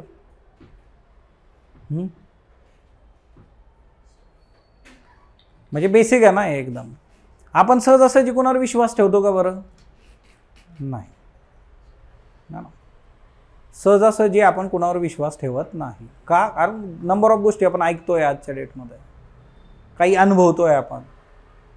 मग अशा केसमध्ये जे आहे, ज्यावेळेस इतरांनी तुमच्यावर विश्वास ठेवला पाहिजे अशी स्थिती निर्माण झाली पाहिजे, याच्याकरता तुमचं वर्तन कसं असलं पाहिजे बरं?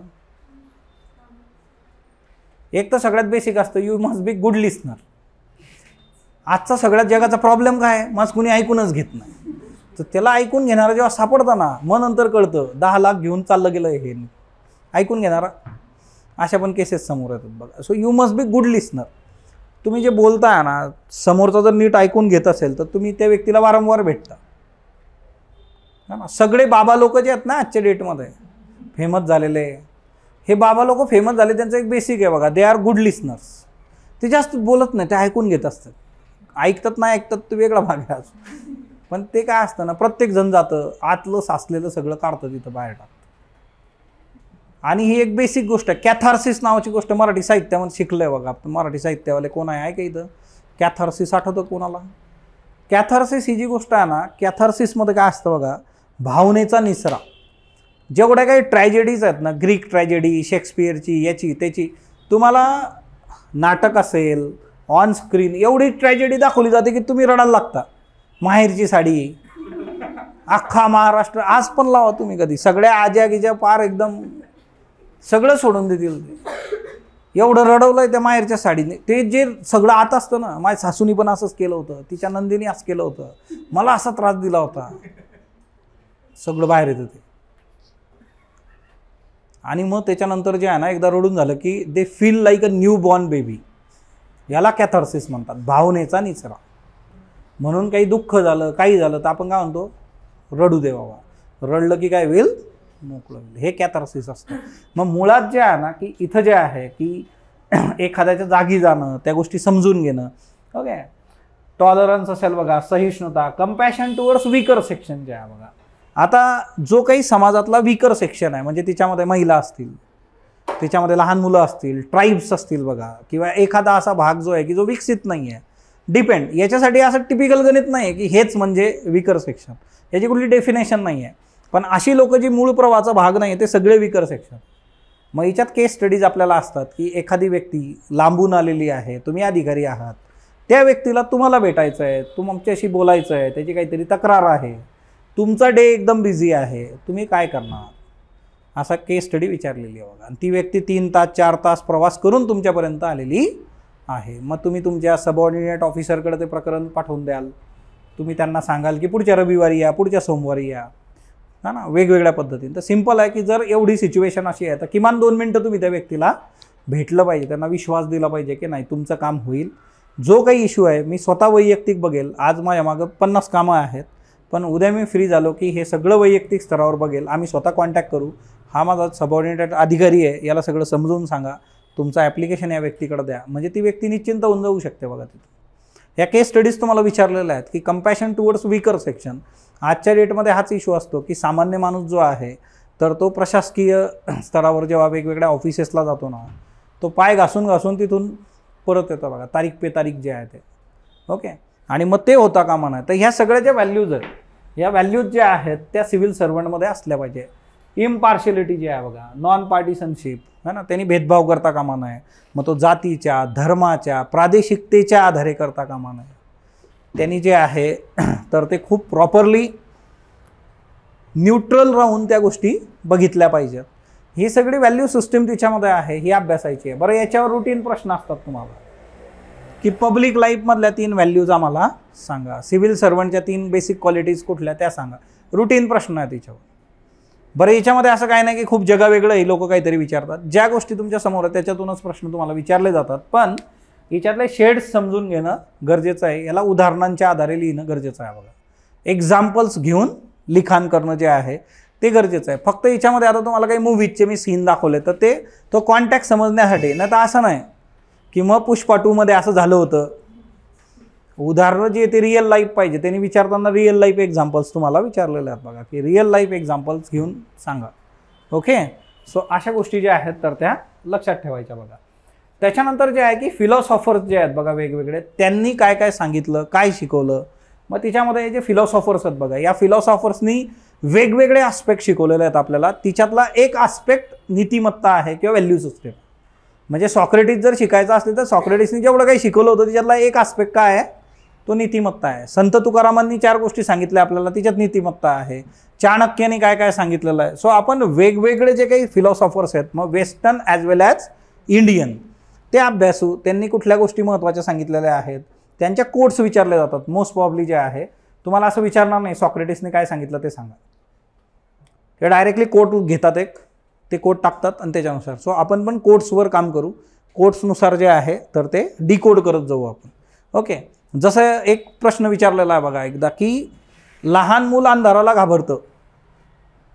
हा एवढा इश्यू नाही आहे. इश्यू काय आहे, मोठी माणसं जी ती प्रकाशाला घाबरतात. चर्चा करा. म्हणजे काय बरं याच्यात, आता काही विद्यार्थ्यांनी LED है ना, वेगवेगळे है ना, ट्यूबलाईट, ही लाईट, ती लाईट असं लिहिलं होतं बघा. सूर्याचा प्रकाश प्रखर झालेला आहे, ग्लोबल वॉर्मिंग होतं आहे, बर्फ वितळतो आहे. हे काय आहे, ही फिलॉसॉफी आहे. लोक प्रकाशाला घाबरतात त्याचा अर्थ काय होतो,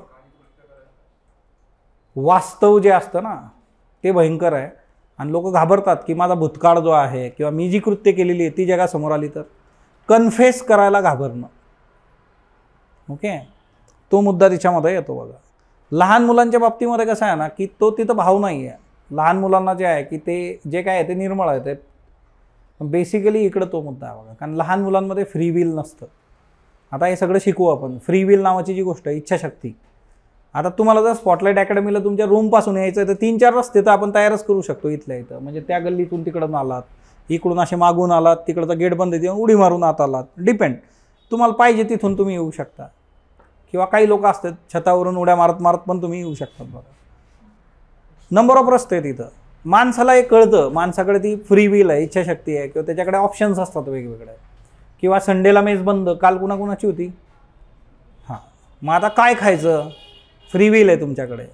मिलनला जाऊ, है ना, साईनाथला जाऊ की साई सागरला जाऊ, घरीच मॅगी करू, तुमच्याकडे ऑप्शन्स आहेत ना. असे ऑप्शन जे आहे ना प्राण्यांकडे नसतात, लहान मुलांकडे नसतात बघा. ते असा विचार करतात का, नाही. त्याच्यामुळे त्यांचा कन्सर्न नाही तिथं, तो फ्री विलच तिथं नाही, त्यांच्याकडे नॉलेज नाही आहे. लहान मुलाच्या हातात मोबाईल द्या, लहान मुलाच्या हातात खेळणं द्या, लहान मुलाच्या हातात दगड द्या, त्याच्यासाठी सगळ्या गोष्टी सारख्या आहेत, ते खेळल, धरल, फेकल, पाळल. पण मोठा माणूस जो आहे त्याला कळतं ना की मोबाईल जो आहे त्याची किंमत किती आहे. आजकाल तर सगळे आयफोन वापरायला लागलेत बघा. सो तिच्यामुळे जे आहे की स्टेटस को, ओके, माणसाचा प्रॉब्लेम आहे तो, तिकडं पण जाऊ आपण, एक एक एक गोष्ट बघू. सो जर माणसाला किती राग आला, त्यांनी मोबाईल विकत घेतला, ते आपटेल का ते मोबाईलला? नाही करणार. असं का? त्याला माहीत आहे की आपल्यालाच खिचायला छिद्र पडणार नंतर. मुळात तो मुद्दा आहे की त्याच्याकडे फ्री विल आहे, त्याला कळतं, त्याच्याकडे नॉलेज आहे बघा. सो त्या गोष्टी असतात, असे कोर्स तुम्हाला विचारले जातात. बरं, इथं फिलॉसॉफरची नावं बिलकुल दिलेली नाही आहे. आपण पण त्याच्याशी रिलेटेड जेवढे प्रश्न आजवर विचारलेले आहेत ते एक एक प्रश्नाचा विचार करून जे आहे ते फिलॉसॉफर्स अभ्यासणार आहे बघा. ओके, सो वेस्टर्न ॲज वेल ॲज इंडियन. आता याच्यामध्ये इमोशनल इंटेलिजन्स नावाची एक गोष्ट आहे बघा, भावनिक बुद्धिमत्ता जी आहे. आता भावनिक बुद्धिमत्ता हा जो मुद्दा असतो बघा, इमोशन्स. आता तुम्हाला तुमच्या घरच्यांकडून जर काही कळून घ्यायचं असलं बघा, तर तुमच्याकडं हा एक है ना, एक ब्रह्मास्त्र असतं बघा, इमोशनल ब्लॅकमेल नावाची गोष्ट असते. घरचे काय, दारचे काय, तुमचे जे क्लोज असतात त्यांच्याकडून जर तुम्हाला एखादी गोष्ट करून घ्यायची असली, तुम्ही काय करता? इमोशनल ब्लॅकमेल करतो. ओके, काही लोक एकदम, आणि काही लोक जे आहेत ते त्यांना इमोशन्स डीलच होत नाही त्यांची, त्यांच्याकडे बघितलं तरी रडायला लागून जातात. म्हणजे मी सेल्फ मॉडेलिंग करतोय गेले 3-4 वर्ष झाले, हा ना. जरा जास्त स्ट्रेट फॉरवर्ड बोलायची सवय असली की प्रॉब्लेम क्रिएट होते, ते मला कळायला लागलं. जेनझी है ना, अल्फा, आता बीटा येत आहेत बघा. मग यांना डील करायचं असेल तर कसं करावं लागेल तुम्हाला, है ना. काही दिवसांत मला असं वाटतं असा पडदा टाकावा लागेल मध्ये, मग तुमचे एक्सप्रेशन त्यांना दिसले ना पाहिजे. फक्त आवाज ऐकला, हां हां ठीक आहे, एवढं एवढं वाजवावा, केलं नाही का एवढं, ते म्हणते नाही बरं ठीक आहे जा. ओके, सो मुळात जे आहे असं करावं लागू शकतं. सो हे जे इमोशन्स आहेत बघा, आता कसं असतं ना, आपला प्रॉब्लेम काय आहे ना की म्हणजे मी जर तुम्हाला असं विचारलं की तुम्हाला कुठले कुठले इमोशन्स माहीत आहे, एक एक करून सांगा मला. हां, इकडून सुरुवात करा, दियापासून. चला, एक एक इमोशनचं नाव सांगत चला बरं. तुम्हाला माहीत असणारं इमोशन्स: भावना, हॅपीनेस, सॅडनेस, गुड, अँगर, ट्रस्ट, फिअर. खाली नका पाहू रे, छिद्र पडेल त्या बेंचला. हां, जेन बीटासाठी होतं ते, तुमच्याकडे नाही आहे. हां, जेलसी, हां एक नंबर कार्यक्रम. हां ना, हां हां, काय नाही, पास करून द्यायचं पटकन, पुढच्याला माहीत असलं सांगा. इगो, हां इगो इमोशन आहे का? तिकडं शेजारी, तिकडं. कन्फ्युजन, कन्फ्युजन इमोशन आहे का? इमोशन कुठलं सांगू, याच्यात कन्फ्युजन आहे म्हणा. पुढचा माग. हां, जेवण केलं ना दुपारी? हां, कसला आवाज निघला पाहिजे? हां, उद्या नाही तर ते तुमच्या हाताखालची जनता काम करणार नाही, आवाज तगडा पाहिजे एकदम. तो पण जास्त तगडा झाला तर येत्या काळात तुमच्या हाताखाली जेन बीटा काम करणार आहे. मी चाललो, पप्पाला नाव सांगतो, मम्मी पप्पा विरडत येतील तिथं, आमच्या पोराला असं कसं म्हटले, है ना. तिकडं माग. हां, काय? हर्ट करणे एखाद्याला, हां एखाद्याचं मन दुखवणे. ओके, हां तिकडं. शायनेस इमोशन असतं, शायनेस. बरं ठीक आहे. एन्झायटी, हां इकडं. हां, गिल्ट, काइंडनेस, हां कर्टसी, हां इकडं. ओम, कुठं होता तू ओम? कुंभमेळ्याच्या व्यक्ती प्रकट झाला एकदम. हां तिकडं शेजारी. हां इकडं. हां तोंड उघड की जरा. हां रिपीट झालं बघा, इथून सुरुवात झाली होती हॅपीनेसची. तुमचं तुम्ही पाहून घ्या. हां पुढं. हां मीच, तूच. हां, राग, अँगर, हां करेज, मत्सर, उत्साही. ते इंग्रजीचं मराठी करून टाकलं इकडं आणि विषयच संपला. हां, एक्साइटमेंट जे आहे, फिअर ऑफ मिसिंग आउट. 2 शब्द वर लावले फिअरला इकडं. हां, एक गोष्ट लक्षात आली का तुम्हाला, हे एका लिमिटच्या पलीकडे तुम्हाला इमोशन्स सांगता येत ना बघा. ऑनलाईनवाले तुम्ही असं मौन व्रत वगैरे धरलंय का? मौन झालं तर बोटाने टाईप करायचं की तिथं, हा ना. कुठले इमोशन्स आहेत बरं तुम्हाला माहीत. एक गोष्ट लक्षात घ्या की इमोशनची जी व्होकॅब्युलरी आहे ना आपली, ती एकदम लिमिटेड आहे. म्हणून आपल्याला काय झालं हे कळतच नाही बऱ्याचदा. तुम्हाला जर विचारलं ना की तुम्हाला काय झालं आहे, तर कितीतरी वेळा आपल्याला कळतच नाही काय झालं, कस तरी होतंय, कळत नाही काय होतंय, पण ते कस तरी आज काही मूड नाही, असं नाही. बरं पिक्चरला चालतो का? नाही. चहा घ्यायला चालतो का? नाही. खातो का? नाही. मग मर तिकडं चालतंय का? बिकॉज व्होकॅब्युलरी ऑफ इमोशन एकदम आपली सोसो असतो. ओके. तिच्यामुळे जे आहे की इमोशनल इंटेलिजन्स ही गोष्ट काय असते की तुमच्या इमोशन्सला, हे बघा इमोशन्स काय असतं ना, इमोशन्स म्हणजे एक प्रकारची एनर्जी आहे ती.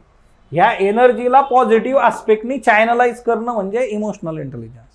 तुम्हाला जर खूप राग आला बघा, ओके, त्याला खूप राग आला, एखाद्याने तुम्हाला म्हटलं तू काय पास होशील, है ना, तू काय करतो, तू काय MPSC करतो, है ना, एकदा फोन केला की परत करायच नसतो, उचलला नाही की थांब की जरा. ओके. आता हां, हे इमोशनल इंटेलिजन्स आहे बघा, की बऱ्याचदा जे आहे ना, एक कॉल झाला मग दुसरा, मग तिसरा, मग चौथा, त्याच्यामध्ये शांतपणे शिकवणं इथं जे आहे इमोशनल. हा ना, असं वाटतं की ब्लॉक करून टाकू याला, आता इथून पुढं नकोच याच्याशी बोलणं. काय पेशन्स, लॅक ऑफ पेशन्स आहे बघा. फोन नाही उचलला याचा अर्थ कुठंतरी कामात असणार आहे माणूस, है ना. असं तर काही नाही, नवीनच नंबर आहे त्याच्यामुळे त्याच्याशी भांडण असायचा काही संबंध नाही आपला. ओके, उचलो आपण, करू कॉल बॅक करू त्याला, है ना. लय संताप करता येते तिथं, तिसरा चौथा, ओके, आणि काहीच नसणार आहे बरं, असंच काहीतरी असेल. हा अनुभव आहे आतापर्यंतचा. आणि काही तर एकदम मस्त आहे. सर कसं आहे मग? ओके, हां, ते त्याच्यासाठीच केला होता फोन, तर मग ते मास्तर जिवंत आहे, हां ठीक आहे. ओके. सो जे आहे ना की ही एनर्जी चॅनलाइज करणं इन पॉझिटिव्ह मॅनर, त्याला इमोशनल इंटेलिजन्स म्हणतात.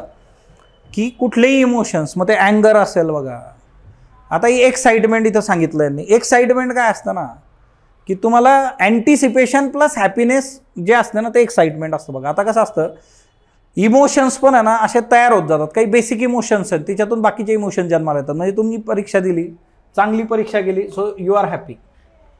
ओके, मग तुमचा रिझल्ट येणार आहे अशी तुम्हाला अपेक्षा आहे, सो अँटिसिपेशन, अपेक्षा. ह्या दोघांमधून जन्माला येते ती एक्साइटमेंट. कधी निकाल लागेल, कधी निकाल लागेल, असं कसं लागलं नाही. दोन इमोशन्स एकत्र आले की तिसरं इमोशन जन्माला येतं. सो इमोशन जे असतात ना, ते खूप प्रॉपरली रेग्युलराईज करणं, चॅनलाइज करणं पॉझिटिव्ह मॅनरमध्ये. एखाद्याने तुम्हाला म्हणू देत, काही म्हणू देत, ठीक आहे बाबा, तो त्याच्या जागेवर आहे. तुम्ही तुमचं काम करा, तुम्ही तुमच्या कृतीतून त्या गोष्टी दाखवून द्या त्या काळामध्ये. ओके. एखाद्याने म्हटलं तुम्हाला तुझ्याच्याने होणार नाही, करून दाखवा, है ना. तुमच्या मिरवणूक गुलाल तेच उधळल बघा, पहिला पेढा त्यालाच खाऊ घाला, असं सिम्पल आहे. सो इमोशन्स जे असतात ना, तो इंटेलिजन्स तो असतो बघा. ओके. आता इथं बघा तुम्ही, किंवा इमोशनल इंटेलिजन्स नावाची गोष्ट बघायची आहे तुम्हाला इथं. जस्टिस. ओके, जस्टिस आपण शिकणार आहे, बेसिक ह्युमन व्हॅल्यू जस्टिस. आता एखाद्या जज समोर जर एखादं रडायला लागलं तर एकदम धाय मोकलून पळून जज साहेब, हा ना, आणि जज म्हटलं अरे बाबा बाळ रडू नको, बरं उठ, पाणी पाजायला, हा ना, ठीक आहे, आजच्या वेळेस शिक्षा करत नाही, पुढून असं करू नको. चालेल का बरं आपल्याला? न्याय देणारी व्यक्ती जी आहे, इमोशन्स फार क्लिअर पाहिजे की नाही चूक झाली आहे ना, तर मग शिक्षाही होणार आहे तिथं. जस्टिस, जस्टिस पण. आणि दुसरी गोष्ट आहे इमोशनल इंटेलिजन्स. समोरचा रडतोय, आता ते पुण्यामधली केस होती बघा, पोरशे. आता यात लहान मुलगा आहे समजा, आता असं जर असेल बघा, तर ते केसमध्ये, ही केस पण येते आपल्यासाठी इथिक्समध्ये महत्त्वाची येते. मग कायद्यातच म्हटलेलं आहे की पॅरेंट्सला शिक्षा होऊ शकते अशा केसमध्ये. सो मुळात जे आहे की जज जर असा असेल की ते म्हणणार की अरे माझा नातू पण तुझ्याच वयाचा आहे, है ना, त्यांनी पण 2 लोक चिरडली होती मागं, ठीक आहे, बघू आपण काहीतरी करू. ते प्रॉब्लेमॅटिक आहे ना. इमोशन्स जे असतात की ते तुम्ही न्यूट्रली त्या गोष्टी तुम्हाला बघता आल्या पाहिजे. त्या फार कमी लोकांना ज्या आहेत तर त्या डील होतात बघा, ते इमोशन्स जे आहेत, है ना. उद्या तुम्ही अधिकारी म्हणून अतिक्रमण काढायला जाल, अतिक्रमण काढायला झाल्यावर तुम्ही हीच परिस्थिती असते. लोक तिथं रडतील, तुमच्या पायात पडतील, पाय धरतील तुमचे, त्यांची लहान मुलं तुमच्या पायात आणून टाकतील. आणि तीच जर तुम्ही रडायला लागला की, है ना, ते याच्यासाठी की एवढा अभ्यास केला होता कमी, मास्तरनी कंपॅशन टुवर्ड्स वीकर सेक्शन शिकवलं होतं, मी काय करतोय इथं? हा ना, तुम्ही रडायला लागले, रडू नका, मी पण तुमच्याबरोबर आंदोलनात, त्याने गव्हर्नमेंट चुकीचं आहे. हा ना, या केस स्टडीज आहेत सगळ्या. इमोशनल इंटेलिजन्स इथं मॅटर करतं. ते जे इमोशन्स आहेत ते इमोशन्स तुम्हाला चॅनलाइज करणं पॉझिटिव्ह वेने ते गरजेचं असतं इथं. तो हिच्यातला महत्त्वाचा आस्पेक्ट असतो बघा, म्हणून हे मॅटर करतं. ओके, सो अशा ज्या आहेत बघा. आता तुम्हाला वोकॅब्युलरी जी आहे ना इमोशनची ती समजून घ्यायला इमोजीज फार बारीक आहे बघा. तुमच्या मोबाईलमध्ये कितीतरी इमोजीज आहेत. ओके, हसण्याच्याच 50 इमोजी भेटतील तिच्यामध्ये बघा. इथं कसं कसं हसतंय ना, हिच्यात तरी ते तिरपवालं नाही येतं एकदम असं. इमोशन्स कसे असतात ना, just like a matching centre. Matching सेंटरमध्ये गेलाय का तुम्ही कधी? यांना चांगलं माहीत असेल मॅचिंग सेंटर, है ना. मॅचिंग सेंटर जे असतं बघा, एकाच कलरचे एवढे शेड्स असतात तिच्यामध्ये, है ना. हे बघ हॅरी पॉटर, है ना. मग ते एकेका लावून लावून लावून बघतोय, हां झालं मॅच बाबा, है ना. त्या दिवशी एक जण जे आहे त्यांनी ब्लॅक पॅन्ट आणि ब्ल्यू कलरचं ब्लेझर घालून इंटरव्ह्यूला ते आलेलं होतं. जाताना ते एकदम रिफ्लेक्ट झालं. त्यांना दिसतंय का म्हटलं, हे म्हटलं घ्या, हा ना. आतले 2 आणि बाहेरचे 2 असे 4 डोळे आहेत म्हटलं, आणि तिच्यात पण काळं आणि निळं दिसेल की ते. ओके, सो मुळात जे आहे की हे जे इमोजीज असतात ना, हे शेड्स आहेत इमोशनचे. आपले जे इमोशन्स आहेत त्या इमोशनच्या ह्या शेड्स आहेत. तुम्हाला ते बघता येतं की किती इमोशन्स आहेत बघा वेगवेगळे. ते एकदा जस्ट ओपन करा आणि तेव्हा तुम्ही बघा. एखाद्याने तुम्हाला जोक सांगितल्यावर एकदम त्या जोकच्या क्वालिटीवर डिपेंड करतं तुम्ही किती हसणार आहे. कधी कधी समोरच्याला सांगावं लागतं, अरे संपलाय जोक, हस की. त्या हसणाऱ्यांचे पण 3 प्रकार असतात बघा. त्याला एखाद्याला जोक कळतो म्हणून तो हसतो. एक अशी कॅन्डिडेट असतं ती शेजारचा हसतोय म्हणून ते हसतं बघा. आणि एक तिसरं असं असतं, सगळे हसतात मीच का नाही हसत म्हणून ते हसायला लागतं. सो बेसिकली जे आहे ना की इमोशन्स जे आहेत ते तुम्हाला डील झाले, तुम्हाला कळलं पाहिजे की कुठलं इमोशन आहे, काय आहे. मग त्याच्याकरता सेल्फ अवेअरनेस नावाची गोष्ट असते. आपण जे म्हणतो ना स्पॉट ॲनालिसिस जे आहे, तुम्ही स्वतःला विचारलं पाहिजे की ह्या गोष्टी मी डील करतोय बाबा, गेल्या 7 दिवसात 5 दिवसात मी काय केलं, कुठल्या गोष्टीनंतर मला कसं फील झालं, वगैरे वगैरे वगैरे. ओके, सो हे तुम्हाला तिथं डील होत जातं बघा. त्याच्यानंतर जे आहे की आता पब्लिक सर्व्हिस जे आहे त्याच्या व्हॅल्यूज, तिच्यामधले प्रॉब्लेम्स काय आहेत, रूल्स रेग्युलेशन, हा ना. आता हे सगळं जेव्हा आपण बघतो तर प्रत्येक लॉ रूल, आता आपण हे बघणार आहे इथिक्स आणि कायदा. आता एखादा कायदा आहे म्हणजे तो सगळा इथिकल आहे असं नाही. त्या कायद्यातले कितीतरी ॲस्पेक्ट असे असू शकतात की जे इथिकल नसतील. ओके, मग आता याचं बेस्ट एक्झाम्पल आज सकाळच्या लेक्चरमध्ये घेतलं होतं बघा. मी आज दुपारी जे जुलैचं रिव्हिजन घेतलं होतं यूट्यूबला, तिच्यामध्ये आहे ना उत्तराखंडच्या युनिफॉर्म सिव्हिल कोडचा रेफरन्स होता. तिच्यात त्यांनी काय केलेलं आहे, ट्रायबल्सला बाहेर ठेवलेलं आहे तिच्यापासून. कारण ट्रायबल्समध्ये खूप कमी वयामध्ये लग्न होतात आणि त्यांनी लिव्ह इन रिलेशनशिप बिलो 18 वाल्यांना काय सांगितलेलं आहे की त्यांनी पालकांना कळवणं, ती कंडिशन आहे. पण आदिवासी जो समुदाय आहे त्याला बाहेर ठेवलेलं आहे का, कारण त्यांची लग्न जी आहेत ती फार कमी वयामध्ये होतात. सो त्यांना त्या युनिफॉर्म सिव्हिल कोडपासून वेगळं ठेवलेलं आहे. मग हे रॅशनल आस्पेक्ट आहे तिच्यामध्ये. ओके, सांग की चैतन्य, सांग की, अरे सांग की तू हळूवार बोल म्हणा. अरे माझ्या नावाने सांग की, प्रशस्त खिडकी बोलण्यासाठी नाही आहे म्हणा ती, है ना. ह्या बा लॅक ऑफ करेज, है ना. एका मुलीला कसं सांगू की बाबा हळूवार बोल तू, है ना. तरी ठीक आहे, भांडण गिंडण होत नाही आहे, हा ना. मोबाईल फेकून मारला असता चैतन्याला. सो आता इथं अकाउंटेबिलिटी असा शब्द आहे बघा, एक रिस्पॉन्सिबिलिटी, अकाउंटेबिलिटी. आता हे शेड्स आपल्याला समजून घ्यायचे. आता बऱ्याच ठिकाणी जबाबदारी असं याचं मराठी भाषांकन असतं. मग आता ह्या याच्यामध्ये जे आहे की अकाउंटेबिलिटी काय, उत्तरदायित्व असा तो रेफरन्स येतो बघा. ओके, आणि रिस्पॉन्सिबिलिटी जे आहे तर ती जबाबदारीचं जे बेसिक हे आहे. सो हा तो मुळात मुद्दा जो आहे की ते समजून घेणं, व्हॅल्यूज जे आहे. किंवा आता याच्यामध्ये इंटरनॅशनल रिलेशन, फंडिंग इश्यूज जे. आता इंटरनॅशनल रिलेशन बघताना बघा, एकीकडे रशिया आहे समजा, आता दुसरीकडे युक्रेन आहे. मग आपण याला कसं डील करणार, इथिकल भारताचा स्टँड काय याच्यामध्ये, तर आपण कोणाच्या बाजूने पहिल्यापासून हे एकदम क्लिअर आहे. जरी आपण म्हटलो की हे सॉर्ट आउट करा, हे करा, ते करा, तर आपले रिलेशन कोणाबरोबर स्टँड करतो आपण? रशिया. त्याचं रिझन आहे युक्रेन जे आहे ना, याने आपल्याला त्रास दिलेला आहे आधीपासून. याचं जे पार्श्वभूमी आहे युक्रेनची, याने आपल्याला त्रास दिलेला आहे. आणि तिच्यामुळे इतका त्रास दिला आहे तो की त्या केसमध्ये आज ठीक आहे, आता जर एखाद्याने आपल्याला त्रास दिलेला असेल आणि त्याला त्रास होतोय म्हटल्यानंतर आपल्याला त्रास होईल, याचे चान्सेस किती आहे? निग्लिजिबल. मानवी स्वभाव आहे तो, आपण थोडी ना महात्मा आहे. तिच्यामुळे काय आहे ना की युक्रेनच्या बाबतीमध्ये आपला स्टँड क्लिअर आहे. रशिया आपल्याबरोबर सेन्सिटिव्ह टेक्नॉलॉजी जी आहे शेअर करतो. आपल्याला स्वस्तात तेल भेटलं तर आपल्या फार्मास्युटिकल कंपन्यांना त्यांनी म्हटलं की तुम्ही इकडं या, इकडं काम करा. आपल्यासाठी कसं आहे, सगळं वेल अँड गुड आहे, आपल्यासाठी चांगली गोष्ट आहे. ओके. मग ते युक्रेनवाला मधल्या काळात आपल्याला म्हटलं होतं आमच्यामुळे तुमचा फायदा होतो, तरी तर बोला. नाही बोलत म्हणून तर फायदा होतोय. आम्ही जर सगळं थांबवलं तर आमचा फायदा होणार आहे का? त्याच्या बेसिकमध्ये प्रॉब्लेम आहे. पण हे जे इंटरनॅशनल इश्यूज आहे, मग आता याच्यात काय होतं की ह्युमन राईटचं व्हायलेशन होतं बघा. आता तुम्ही जर बघितलं असेल तर तिकडे इस्रायल आणि हमास जे आहे, त्या इस्रायल हमासमध्ये त्यांनी सांगितलं होतं की आपण काय करूयात, युद्धबंदी. त्या दिवशीच मी लेक्चरमध्ये सांगितलं होतं की हे जोपर्यंत फायनल होत नाही तोपर्यंत काही गॅरंटी नाही. त्याच्या दुसऱ्या दिवशी 72 लोक मारले त्यांनी. त्याच्या तिसऱ्या दिवशी सही केली इस्रायलने.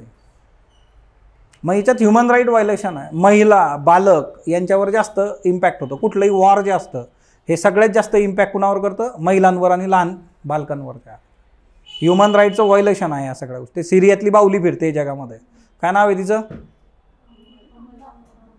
आमला का अमल का आवला? हां, लक्षात ठेवा. अख्ख्या जगात फिरते ती एवढी मोठी बाहुली, तिची मोठी सावली है ना, त्या दिवशी दाखवलेत तुम्हाला. लक्षात ठेवा ते. ओके.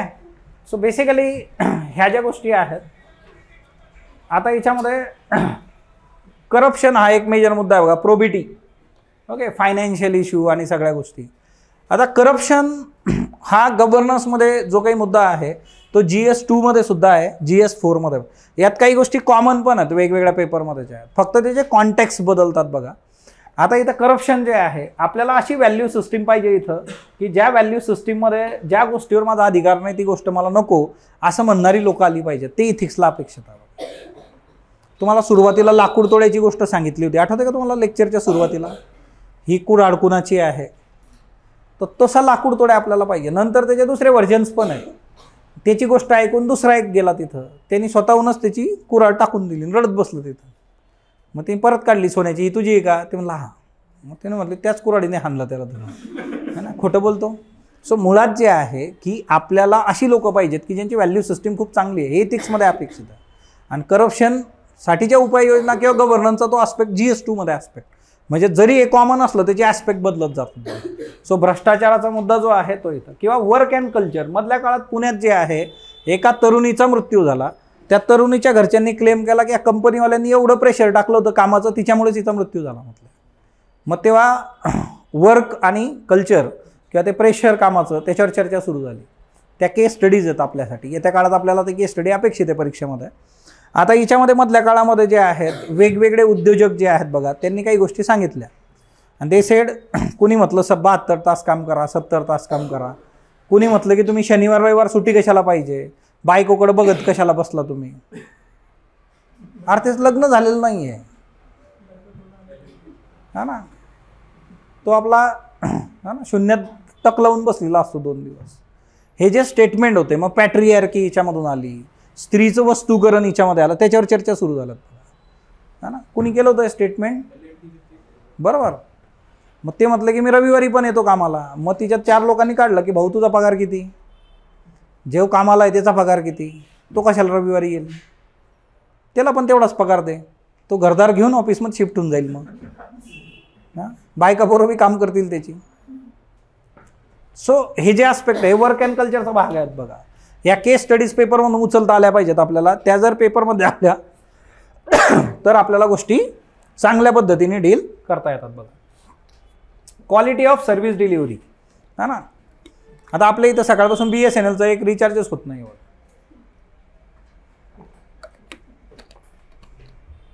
आणि सपोर्ट पण नाही त्याला कस्टमर केअरचा. आणि तिथं ऑफिसमध्ये गेलं की ते म्हणते अर्ज लिहून द्या.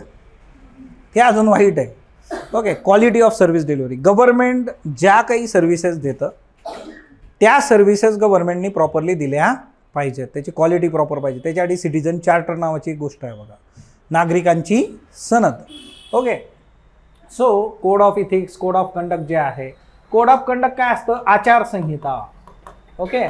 आचारसंहिता जी आहे, कामं कशी झाली पाहिजे. तर आचारसंहिता हा शब्द आपल्याकडे कशासाठी वापरला जातो, election.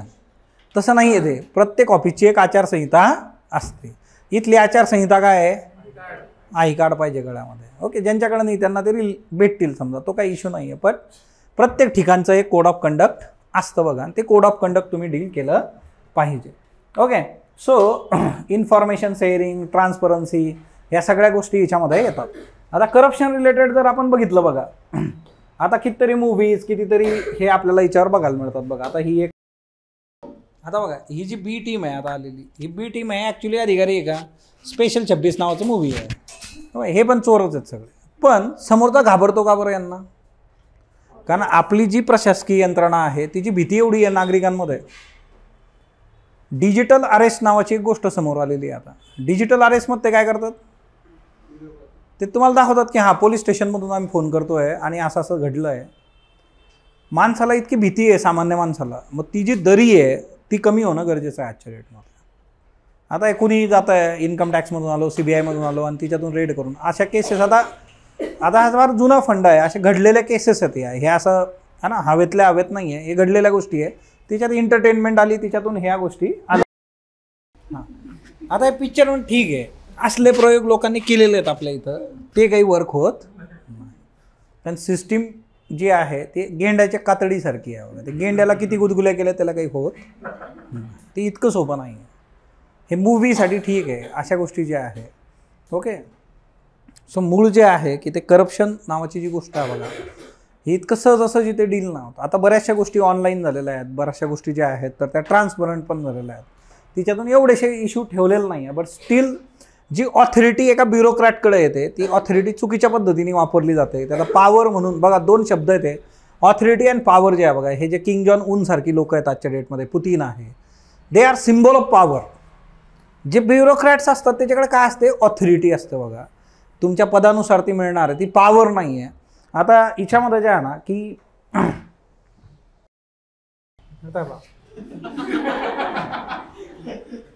Power corrupts and absolute power corrupts absolutely, Lord ॲक्टननी म्हटलं होतं. ओके. त्याचं एक्झाम्पल आहे. आता जर साहेब म्हटले असते किती जमा केलं आहे, थोडं इकडं पण सरको, हा ना, वेगवेगळ्या प्रकारचे हे आहेत बघा.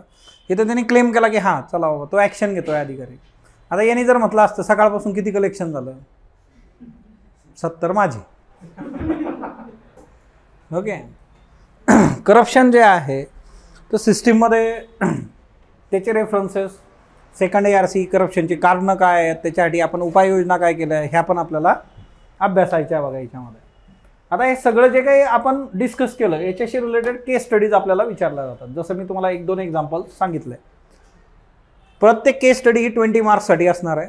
250 वर्ड्समध्ये लिहायची. बाकी सगळे प्रश्न सेक्शन A मधले 10 मार्कांचे असतात, 150 वर्ड्समध्ये लिहायचे असतात. याच्या आधीचे जे पेपर्स आहेत त्याचे पण डिस्कशन्स यूट्यूबवर आहेत. उद्याचं जे सेशन असेल बघा, तिच्यामध्ये 2024चा जो इथिक्सचा पेपर आहे तो आपण डिस्कस करू. तिच्यामध्ये कसे प्रश्न विचारलेले आहेत, काय ॲस्पेक्ट अपेक्षित आहे, हे सिलेबस आणि तो प्रश्न कसा कोरिलेट होतो, या गोष्टी आपण बघणार आहे बघा. आणि त्याच्यानंतर मग परवापासून जे आहे ती एक एक करून आपण मुद्दे बघत जाऊ याचे. क्लिअर. सो तुमच्या एंडनी एक बेसिक गोष्ट आहे की सिलेबसची कॉपी प्रत्येकाला मिळालेलीच असते. इथं सिलेबस तुम्हाला तोंडपाठ पाहिजे बघा प्रत्येक विषयाचा, म्हणजे ॲज सच असं नाही इथिक्सच असं कुठलाही सब्जेक्ट आहे ना तर सिलेबस टिप ऑफ टंग पाहिजे, माहीत पाहिजे की हां ह्या पेपरमध्ये हे सगळे मुद्दे आहेत. ओके. त्यासाठी बेस्ट काय आहे, स्वतःच्या हाताने ते लिहून काढणं एकदा की कुठले कुठले मुद्दे आहेत. ओके. सो नेक्स्ट सेशन जे राहील बघा तिच्यामध्ये 2024चा पेपर आपण बघू. So thank you all of you.